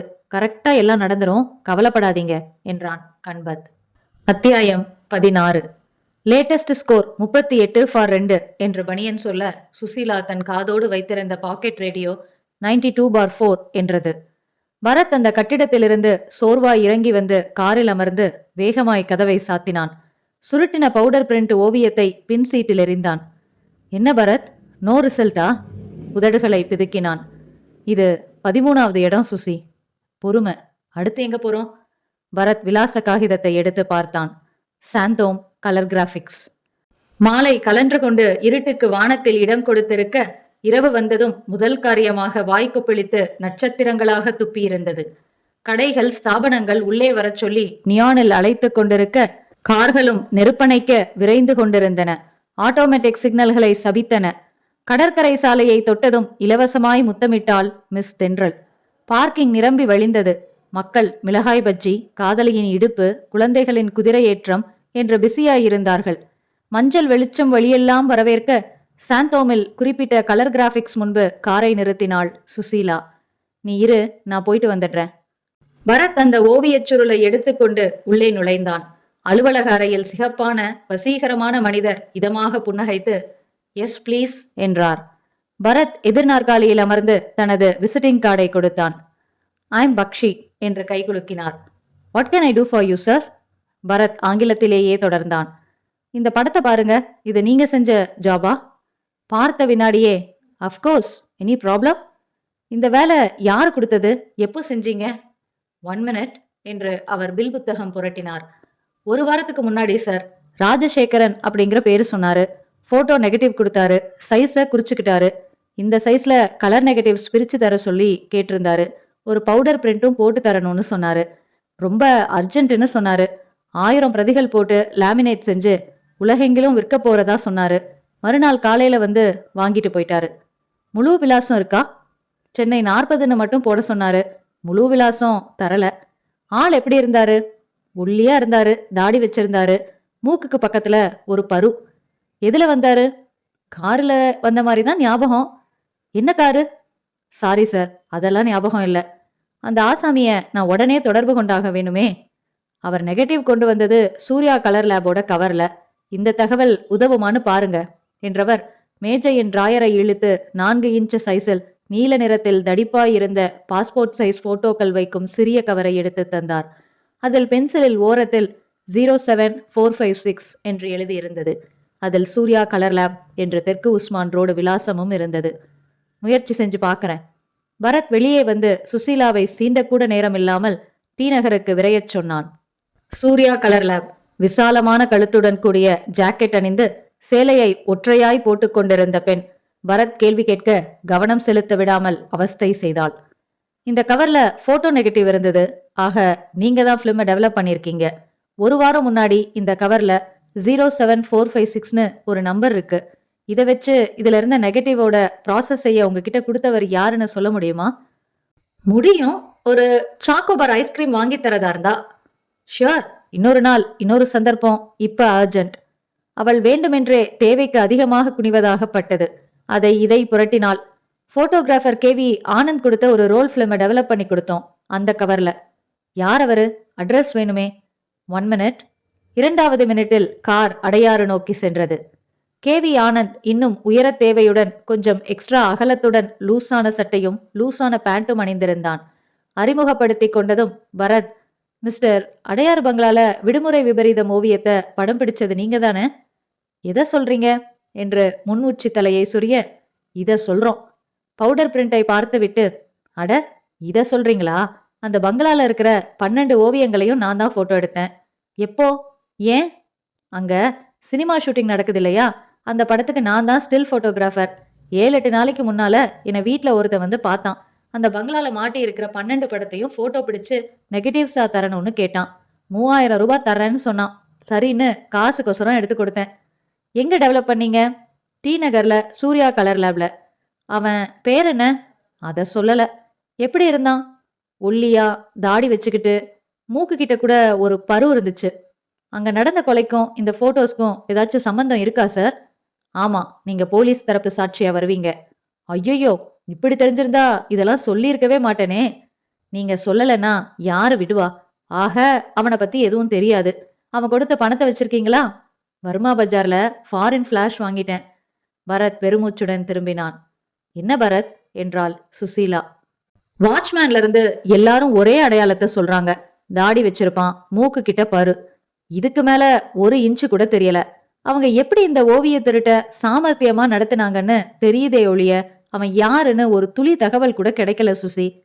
நெக்ஸ்ட் என்ன பண்ண போறோம்? நம்ம ஆபீஸுக்கு போ. வந்தபோது மாதவி தகவல் வைத்திருந்தாள். இன்ஸ்பெக்டர் வீரபாண்டியன் ஃபோன் பண்ணாரு சார். அபிலாஷ் கேஸ்ல அந்த டியூப்ளிகேட் வேன்ல சினி ஆர்ட் பிக்சர்ஸ்னு எழுதின ஆர்டிஸ்ட பிடிச்சிருக்காங்களாம். வந்ததும் உங்களை ஃபோன் பண்ண சொன்னாரு. அப்புறம் குரியர் சர்வீஸ்ல இந்த பார்சல் வந்தது. பாம்பே நந்தினி சேதுபதியிடம் இருந்து வந்திருந்த பார்சலை சுசீலா பிரிக்க பரத் டெலிபோனில் வீரபாண்டியனை பிடித்தான். ராத்திரி வேன் எடுத்துட்டு வந்தானா. 2 மணி நேரம் பக்கத்திலேயே இருந்து வரைஞ்சு எடுத்துக்கிட்டு போயிட்டானா. தாடி வச்சிருந்தானா, மூக்கு கிட்ட பரு இருந்துச்சான். சார், வெறும் பேத்தாதீங்க. இந்த அடையாளங்கள்லாம் போலின்னு நல்லா தெரியுது. வேற ஏதாச்சும் உபயோகமா அவனை பத்தி விசாரிச்சுக்கிட்டே இருக்கோம். பரத் வெறுப்பாய் ரிசீவரை வைத்தான். பரத், ட்ரையோ மேகசின் கட்டுரையோட ஜெராக்ஸ் காப்பியும் ஹீல் பிரிச்சோடோட ஆட்டோபயோகிராஃபி புத்தகமும் அனுப்பிச்சிருக்காங்க. 2யும் வாங்கி ஆத்திரமாக மேஜையில் விசிறியடித்தான் பரத். ஆத்திரமாக. அத்தியாயம் 17. கண்பத் கேலண்டர் போல சுருட்டப்பட்டிருந்த விடுமுறை விபரீத ஒரிஜினல் ஓவியத்தை அதற்கு மேலும் ஒரு நியூஸ் பேப்பர் போட்டு சுருட்டிக் கொண்டான். சூட்கேஸில் நீலவாக்கில் ஒரு ஓரத்தில் வைத்தான். மூடினான். நேரம் பார்த்தான். டெல்லி பிளைட்டுக்கு இன்னும் 2 மணி நேரம் இருந்தது. ஹோட்டல் அறையின் போன் ஒலித்தது. ஹலோ கண்பத்? எஸ். நீங்க விசாரிக்க சொன்னபடி விசாரிச்சேன். அடையாறு பங்களால அந்த மாடிப்படி கிட்ட இருந்த ஓவியத்தை கலட்டிட்டு போயிருக்கிறது பரத். அதாவது மூன்லைட் பிரைவேட் டிடெக்டிவ் ஏஜென்சிஸ். பரதா? ஆமா, அபிலாஷ் கொலைய ஆராய சொல்லி சக்கரவர்த்தி அவன்கிட்ட பொறுப்பை கொடுத்திருக்காரு. ஐ சி. கொலைய ஆராய வந்தவன் ஓவியத்தை ஆராய்ஞ்சிட்டானா? அப்போ அது டூப்ளிகேட்னு கண்டுபிடிச்சிருப்பான். கில்லாடியான ஆளு அவன். So what? என்ன பத்தின சரியான தகவல் எந்த இடத்துலயும் கிடைக்காது. தாமஸ், எதுக்கும் நீ ஒரு காரியம் பண்ணு. சொல்லுங்க கண்பத். அந்த பரத் பையனை ஒரு கண்ணு வை. கண்பத் போனை வைத்துவிட்டு கண்ணபிரானை அழைத்து தாமஸ் சொன்ன செய்தியை சொன்னான். சும்மா இருக்க மாட்டான் போல இருக்கே அந்த வாலு பையன். எதுக்கும் ஜாக்கிரதையா நடந்துக்க கண்பத். ரிவால்வர் எடுத்துட்டு போறியா? செக்கிங் கெடுபிடி அதிகமா இருக்கு சார். டெல்லியில நம்ம கூட்டாளி நிறைய பேர் இருக்காங்க, அங்க போய் வாங்கிக்கிறேன். பத்திரம், கவனம். வர்றப்போ ட்ரெயின்ல வா, வெற்றியோட வா. கண்ப தரையை காலி செய்துவிட்டு டாக்ஸியில் மீனம்பாக்கம் புறப்பட்டான். பரத் தன் வீட்டில் அலுவலகத்திற்கு புறப்பட ஆயத்தப்படுத்திக் கொண்டிருந்தான். சென்ட் போட்டுக்கொண்டு வாட்சை பார்க்க வாசலில் காரை கொண்டு வந்து நிறுத்தி ஹாரன் அடித்தாள் சுசீலா. வீட்டை பூட்டிக் கொண்டு வந்து ஏறினான். குட் மார்னிங், ஏதாச்சும் புது ஐடியாஸ் என்றாள். ராத்திரி சரியா தூங்கல சுசி, எதுவும் ஸ்ட்ரைக் ஆகல. நான் ஒரு ஐடியா யோசிச்சேன் பரத். என்ன, இந்த கேஸை விட்டுடலான்னா? ஆமா, எங்களுக்கெல்லாம் ஐடியாவே தோணாது பாரு, உங்களுக்கு மட்டும்தான் தோணுமாக்கும். சரி சரி சொல்லு. அபிலாஷ கொன்னது தாடிக்காரன், ரைட்? பாதி ரைட். அவன் இல்லைன்னா அவனோட கூட வந்தவன். சரி, போட்டோ எடுக்கிறதுல இருந்து பிரிண்ட் போடுறதுல இருந்து ரொம்ப ஈடுபட்டவன் அந்த தாடிக்காரன் தான், ரைட்? ரைட். கொலை நடந்த அன்னைக்கு ஓவியம் மாத்தியாச்சு, ரைட்? பர்ஃபெக்ட்லி. இன்னைக்கு திருடு போன 7வது நாள், ரைட்? வெறுப்பேத்தாம சீக்கிரம் சொல்லு சுசி. இந்த 7 நாள்ல அந்த ஓவியத்தை வச்சுக்கிட்டு பூஜையா போடுவான்? காசாக்க நினைக்க மாட்டான். காசாக்கணும்னா என்ன செய்வான்? யாருக்கு தேவையோ அவனுக்கு விற்க பாப்பான். இந்த ஓவியம் யாருக்கு தேவை? பாரிஸ்ல இருக்கிற பைத்தியக்கார பணக்காரன் ஜார்ஜ் டி சில்வாவுக்கு தலையாய தேவை. அவனை இந்த தாடிக்காரன் இதுவரைக்கும் காண்டாக்ட் பண்ணிருக்க மாட்டானா? ஒரே கோணத்துல இந்த கேஸ அணுகிறமே. அந்த ஜார்ஜ் டி சில்வா அட்ரஸ் வாங்கி அவனை காண்டாக்ட் பண்ணி, உன்னை யாராச்சும் இந்தியால இருந்து காண்டாக்ட் பண்ணுனாங்களா அப்படின்னு கேட்கணும்னு நமக்கு ஏன் தோணல பரத்? வாவ் என்ற பரத் அப்படியே அவளை அணைத்து பளிச்சென்ற கன்னத்தில் முத்தமிட்டு, சுசி, காரை நம்ம வீட்டுக்கு திருப்பு. ஆபீஸ் போக 1/2 மணி நேரம் ஆகும், திரும்ப வீட்டுக்கு போக 5 நிமிஷம்தான். நமக்கு இப்போ உடனே போன் தேவை. வீட்டிற்கு வந்ததும் பாம்பே நந்தினி சேதுபதி. ஹலோ மேடம், நீங்க அனுப்பி வச்சது கிடைச்சது, ரொம்ப தேங்க்ஸ். இன்னொரு உதவி ப்ளீஸ்.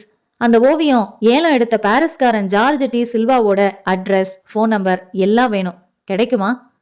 வெயிட், என் அட்ரஸ் புக்ல இருக்கும்னு நினைக்கிறேன்.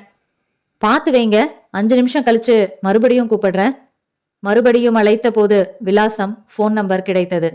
உடனே பாரிஸ் அந்த எண் முயலப்பட்டு ஜார்ஜ் டி சில்வாவின் லேடி செக்ரட்டரியால் எடுக்கப்பட்டு ஹலோ என்றதும், நான் இந்தியால இருந்து சென்னையில இருந்து பேசுறேன். மிஸ்டர் ஜார்ஜ் டி சில்வா இருக்காரா? யாரு? கண்ணபிரான் தானே பேசுறது? கண்ணபிரானா? பரத் மனதில் உடனே ஒளி வேகத்தில் சிந்தனைகள் சுழன்று பல கேசுகளில் குறுக்கிடும் பிரபல கிரிமினல் பிக் ஷாட் கண்ணபிரானின் நினைவு வந்துவிட்டது. பாரிஸில் ஜார்ஜ் டி சில்வாவின் செக்ரட்டரி இந்த கண்ணபிரானின் பெயரை சொல்கிறாள் என்றால் இந்த ஓவிய குற்றத்தின் பின்னணியில் இந்த கண்ணபிரான் இருக்கிறான் என்றுதான் பொருள். ஏற்கனவே ஒரு முறையோ சில முறைகளோ அவன் போனில் தொடர்பு கொண்டிருக்க வேண்டும். அதனால்தான் இந்தியா, சென்னை என்றதும் கண்ணபிரானா என்கிறாள். இவ்வளவு அனுமானங்களும் ஒரே வினாடியில் வந்த பரத் ஆமா என்றான். பேசியபடி அவர் டெல்லிக்கு புறப்பட்டுட்டாரு சார். அதை உறுதி செஞ்சுக்கிறதுக்காக தான் ஃபோன் பண்ணேன். எத்தனை மணிக்கு புறப்படுறாரு? இப்பதான் 1 மணி நேரத்துக்கு முன்னால. நல்லது. எதுல கிளம்புறாரு? ஏர் இன்டர் சர்வீஸ். அந்த விமானம் டெல்லிக்கு எத்தனை மணிக்கு வருது? விபத்தோ ஹைஜாக்கோ இல்லைன்னா சரியா 10 மணி நேரத்துல டெல்லிக்கு வந்துடும். இந்திய நேரப்படி சாயங்காலம் 5:30க்கெல்லாம் டெல்லியில விமானம் இறங்கிரும். டெல்லியில அவர் தங்க போற ஹோட்டல் என்ன? அத அவர் டெல்லி போயிட்டு தான் சொல்றதா சொல்லியிருக்காரு. சரி, உங்க சைட்ல இருந்து ஆளுங்க கிளம்பிட்டாங்களா? என்றான் பரத். குழம்பினான். அவரு என் பாச சந்திக்க வேண்டிய நேரத்தையும் அவர் போன் பண்ணி சொல்லிடுவாரு. வேற ஒன்னும் இல்லையே. நல்லது. அவள் போனை வைத்து விட்டாள். சுசி, நான் தான் கண்ணபிரான நினைச்சு கொஞ்சம் தகவல்களை அவ சொல்லிட்டா. அந்த ஓவியம் திருடுறதுக்கும் விக்கிறதுக்கும் ஏற்பாடு செஞ்சது எல்லாமே நம்ம நொட்டோரியஸ் கண்ணபிரான் தான். அவ சொன்னதுல இருந்து பாக்குறப்போ டீல் முடிஞ்சிருச்சு. அந்த ஜார்ஜ் இன்னைக்கு சாயங்காலம் டெல்லி வந்து இறங்குறான். கண்ணபிரானோட ஆளு டெல்லி போறான். ஓவியமும் பணமும் எக்ஸ்சேஞ்ச் பண்ணிக்க போறாங்க. என்ன செய்யலாம் பரத்? மணி இப்போ 10:30. ஜார்ஜ் ஏறின ஃபிளைட்டு டெல்லியில இறங்க போறது சாயங்காலம் 5:30க்கு. 7 மணி நேரம் இருக்கு. அடுத்த ஃபிளைட்ல நாம டெல்லி போயிடலாமா? போய் அங்க பார் நம்ம சாமர்த்தியத்தை. பரத் உடனே தன் நண்பன் நடத்தும் டிராவல்ஸுக்கு போன் செய்தான். 12:30க்கு ஒரு டெல்லி ஃபிளைட் இருக்கு. ஹைதராபாத் வழியா போறது. டிலே இல்லாம போனா 4 மணிக்குள்ள போயிரும்னு உத்தரவாதமா நம்பலாம். உடனே 2 டிக்கெட்ஸ் ஏற்பாடு பண்ணிடுப்பா. பரத், சுசீலா, மற்ற விவரங்கள்லாம் உனக்கு தெரியும். உன் ஆளை ஏர்போர்ட்டுக்கு கொண்டு வந்து டிக்கெட்ஸை கொடுக்க சொல்லிரு. ஏஜென்சிக்கு பில் அனுப்பிடு, ரைட்? அடுத்த போன் சக்கரவர்த்திக்கு. தாராளமா போயிட்டு வாங்க. குற்றவாளி பிடிபட்டாகணும். எல்லா செலவும் என் பில்லுல தாராளமா சேர்த்துக்கலாம் நீங்க. டெல்லியில என் கம்பெனி பிரான்ச் இருக்கு. ஃபோன் செஞ்சிடுறேன். கார் ஏர்போர்ட்ல வெயிட் பண்ணிட்டு இருக்கோம். அசிஸ்டன்ட் மேனேஜர் மாலிக் உங்களை மீட் பண்ணுவான். கம்பெனில அற்புதமான கெஸ்ட் ஹவுஸ் இருக்கு. அங்கேயே தங்கிக்கலாம். எல்லா வசதிகளையும் செஞ்சு தர சொல்றேன். All the best. Thank you sir. அடுத்த phone special crime branch officer நியூட்டனுக்கு.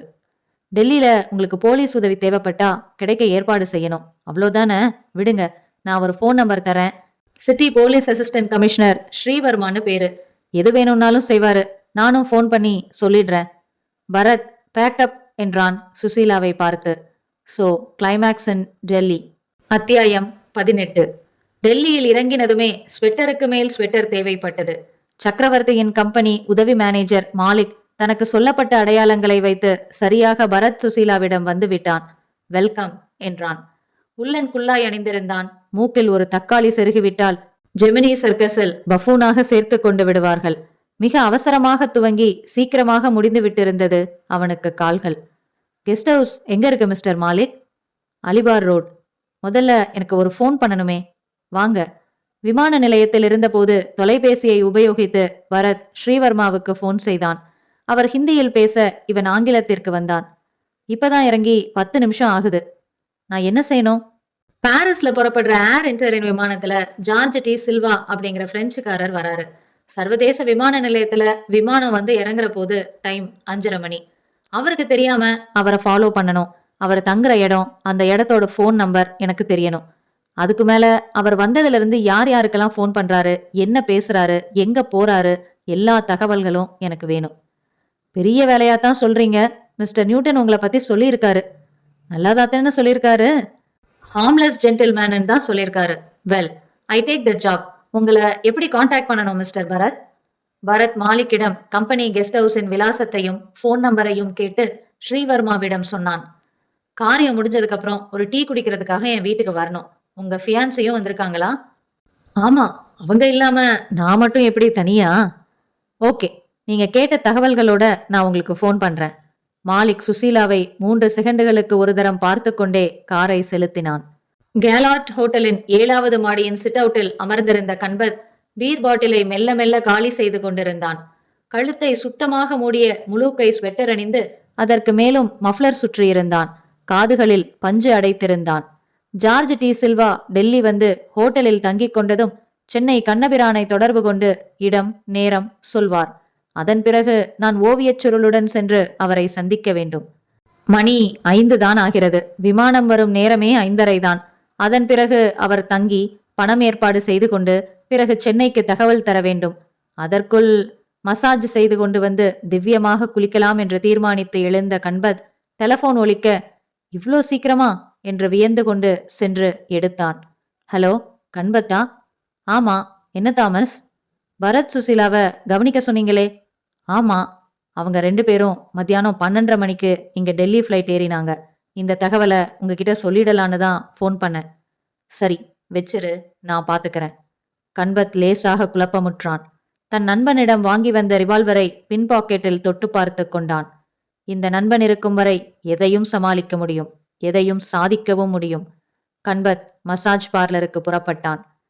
Air conditioner சூடான காற்றை அறையில் நிரப்பிக் கொண்டிருக்க சுசீலா 2 கைகளையும் பரபரவென்று தேய்த்து தன் கன்னங்களில் வைத்துக் கொண்டாள். அப்போது ஒலித்த டெலபோனை எடுத்த சுசீலா, இருக்காரு, நான் நல்லா இருக்கேன். Are you very serious? சொல்றதால எனக்கு கூச்சம் இல்ல. வெயிட் என்று குனிந்து பார்த்து கொண்டு, ரைசிங் சன்ஸ் என்றாள். அசிஸ்டன்ட் கமிஷனரா என்ற ரிசீவரை வாங்கி கொண்டான் பரத். சொல்லுங்க சார். ஜார்ஜ் டி சில்வா தங்கி இருக்கிறது அவுரங்கசீப் ரோட்ல உள்ள hotel Claridges, suite number 617, phone number 370215.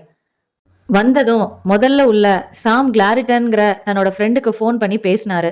ஏற்கனவே ஃபோன்ல சொன்னபடி 20 லட்சம் பணம் ரெடியான்னு இவர் கேட்டாரு. அவரு ரெடின்னு சொன்னாரு. அப்புறம் அவர் தங்கி இருக்கிற இடத்த சொல்லி உடனே அனுப்பி வைக்க சொன்னாரு. அதே மாதிரி 1/2 மணி நேரத்துல ஒருத்தன் வந்து சூட்கேஸோட அந்த ஹோட்டலுக்கு போய் அவரை சந்திச்சு பெட்டியை கொடுத்துட்டு போயிட்டான். அதுக்கப்புறம் சென்னைக்கு ஒரு எஸ்டிடி பேசினாரு. நம்பர் சரியா தெரியல, கண்ணபிரான்னு ஆனா குறிப்பிட்டாரு. தான் வந்து சேர்ந்துட்டதாகவும் அவரோட hotel, room number, phone number எல்லாத்தையும் சொன்னாரு. அப்புறம் உங்க ஆளு டெல்லி வந்துட்டாரான்னு கேட்டாரு. வந்துட்டதா எதிர்முனையில சொன்னாங்க. நைட்டு 9:30 மணிக்கு என்னோட ரூம்ல வந்து பார்க்க சொல்லுங்கன்னு சொன்னாரு. அதுக்கு அவங்க ஓகேன்னு சொன்னாங்க. இந்த விவரங்கள் போதுமா? போதும். நைட்டு 9 மணிக்கு நான், சுசீலா, நீங்க 3 பேரும் ஜார்ஜ் டி சில்வாவோட ரூம்ல இருக்கிறோம். 9:30 மணிக்கு வரப்போற அந்த கண்ணபிரானோட ஆளை அரெஸ்ட் பண்றோம். அவன் கொண்டு வரப்போற 20 லட்சம் மதிப்புள்ள ஓவியத்தை நம்ம வாங்க போறோம். விவரமா நேர்ல சொல்றேன். ஜார்ஜ் டி சில்வாவுக்கு எல்லாத்தையும் விலக்கி நம்மளோட ஒத்துழைக்க செஞ்சிடலாம். எனக்கு பாதி தான் புரியுது. நான் ஒன்னு செய்யறேன். 8 மணிக்கு உங்க கெஸ்ட் ஹவுஸ் வந்துடுறேன். அங்கிருந்து நம்ம 3 பேரும் ஹோட்டலுக்கு போயிடலாம். அதுவும் நல்ல யோசனை தான் என்றான் பரத். ஆனா மஃப்டியில வாங்க, துப்பாக்கிய மறந்துடாதீங்க. சொன்னபடி 8 மணிக்கு வந்துவிட்ட ஸ்ரீவர்மா மிக இளமையாக இருந்தார். மிக சமீப நிமிடங்களில் ஷேவ் செய்திருந்தார். சுசீலாவிடம் பேசும்போது மட்டும் கண்கள் எக்ஸ்ட்ரா வாட்ஸ் பருகி மின்னின. ஆண்கள் என்று நினைத்து கொண்டான் பரத். பரத் அந்த பவுடர் பிரிண்ட் ஓவியச் சுருளை எடுத்து விரித்து வைத்து எல்லா தகவல்களையும் அவரிடம் சொன்னான். அதை சுருட்டி எடுத்துக்கொண்டு மாலிக் வழங்கிய காரில் புறப்பட்டார்கள். ஹோட்டல் கிளாரிட்ஜஸ் தெருவில் ஒரு அழகு தீவாக இருந்தது. வண்டியை பார்க் செய்துவிட்டு ரிசப்ஷனில் ஜார்ஜ் டி சில்வா தன் அறையில் இருப்பதை உறுதி செய்து கொண்டு வாசனை ஸ்ப்ரே செய்த லிப்டில் பிரயாணம் செய்து ஜார்ஜ் டி சில்வா 3 பேரையும் கண்டு மிரண்டான். மீசை செம்பட்டை, தலை செம்பட்டை, கண்களும் செம்பட்டை. ஆங்கிலத்தை பரோட்டா போல பீத்து பீத்து பேசினான். பரத் அவனுக்கு பவுடர் பிரிண்டை காட்டி அபிலாஷ் கொலையை விளக்கி வரப்போகிற ஓவியம் திருட்டு ஓவியம் என்பதை பூரணமாக உணர வைத்து அதிர வைத்தான். இந்த கொலையிலையும் திருட்டுலையும் சம்பந்தப்பட்டிருப்பதா உங்க மேல ஒரு குற்றம் சுமத்த முடியும் மிஸ்டர் ஜார்ஜ் டி சில்வா. நான் ரொம்ப கௌரவமானவன். எனக்கும் இந்த குற்றங்களுக்கும் எந்த தொடர்பும் இல்ல. குறிப்பிட்ட அந்த ரசிகன் பணத்தேவைக்காக தன்னிடம் வித்ததாக கண்ணபிரான் என்கிட்ட சொன்னதுனாலதான் வில்லங்கம் எதுவும் இல்லைன்னு நம்பித்தான் வாங்க இறங்குனேன். என்னை கேஸ்ல இழுத்து அசிங்கப்படுத்திடாதீங்க. மாட்டோம், கவலைப்படாதீங்க. வரப்போற குற்றவாளியை பிடிக்கிறதுக்கு, அந்த ஓவியத்தை கைப்பற்றுறதுக்கு எங்களுக்கு நீங்க ஒத்துழைப்பீங்களா? நிச்சயமா என்றார் ஜார்ஜ் டி சில்வா உற்சாகமாக. இறுதி அத்தியாயம். கண்பத் மணி பார்த்தான். 9. சூட்கேஸுடன் புறப்பட்டான். ஹோட்டலின் வாசலில் டாக்ஸி பிடித்தான். பாதி வழியில் இறங்கி மற்றொரு டாக்ஸியை மாற்றினான்.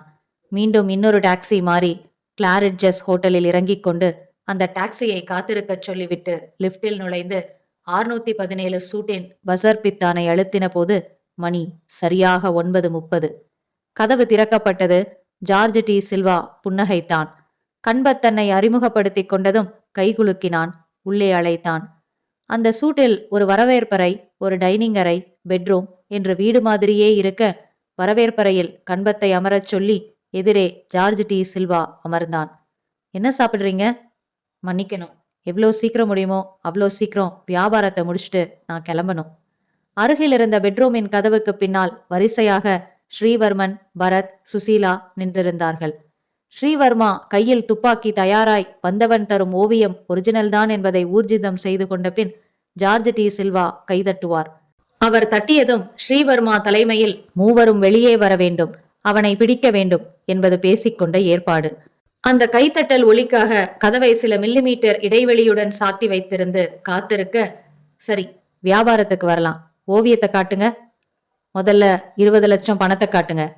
ஜார்ஜ் டி சில்வா சூட்கேஸை எடுத்து வந்து டீப்பாய் மேல் வைத்து திறந்து அவன் பக்கம் திருப்பி வைத்தார்.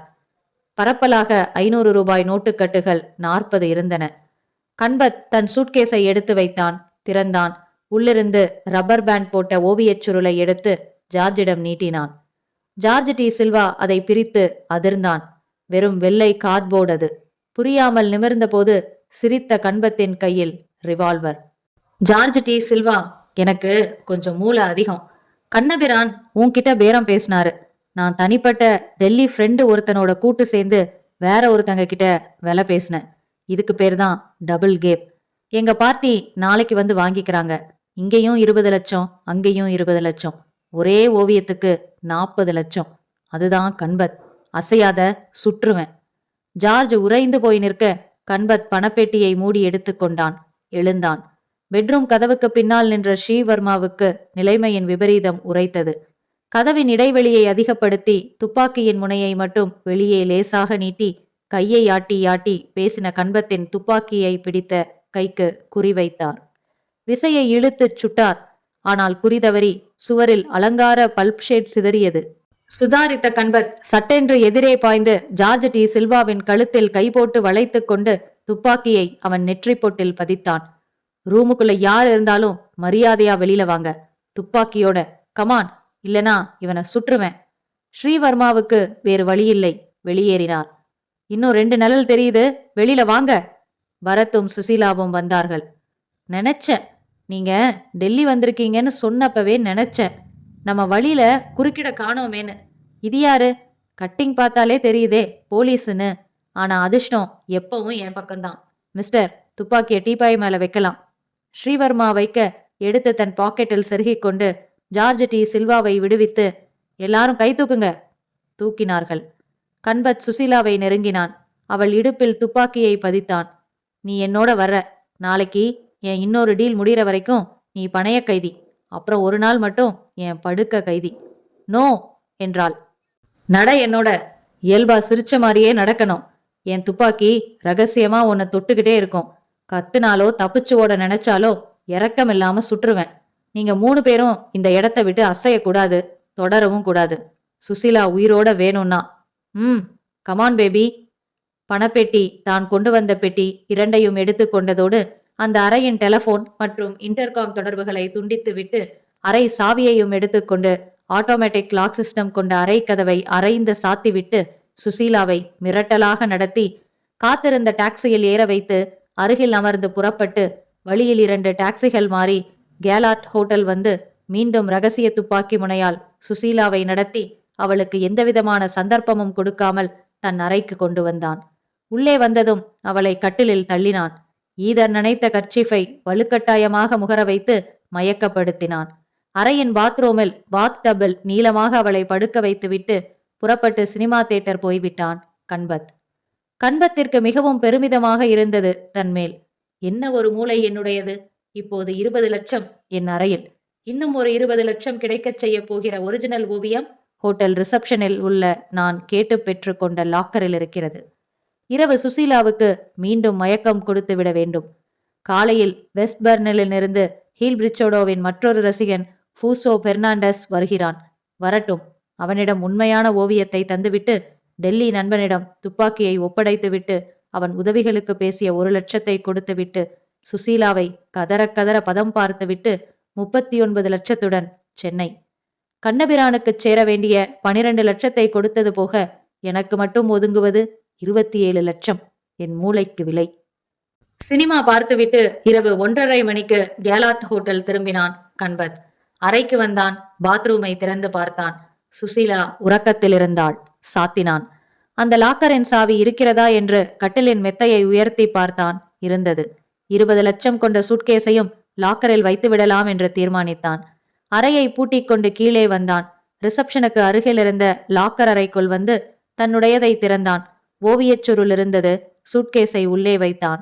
அந்த ஓவியச் சுருளில் தான் ரப்பர் பேண்டை நடு மையத்தில் போட்டிருந்தது போலவும் இப்போது அது சற்று தள்ளி இருப்பது போலவும் உணர்ந்தான். புருவங்கள் முடிச்சிட்டன. கையில் எடுத்து ரப்பர் பேண்டை நீக்கி விரித்து பார்த்தான். அதிர்ந்து போனான். இது ஒரிஜினல் ஓவியம் இல்லை, பவுடர் பிரிண்ட் காப்பி.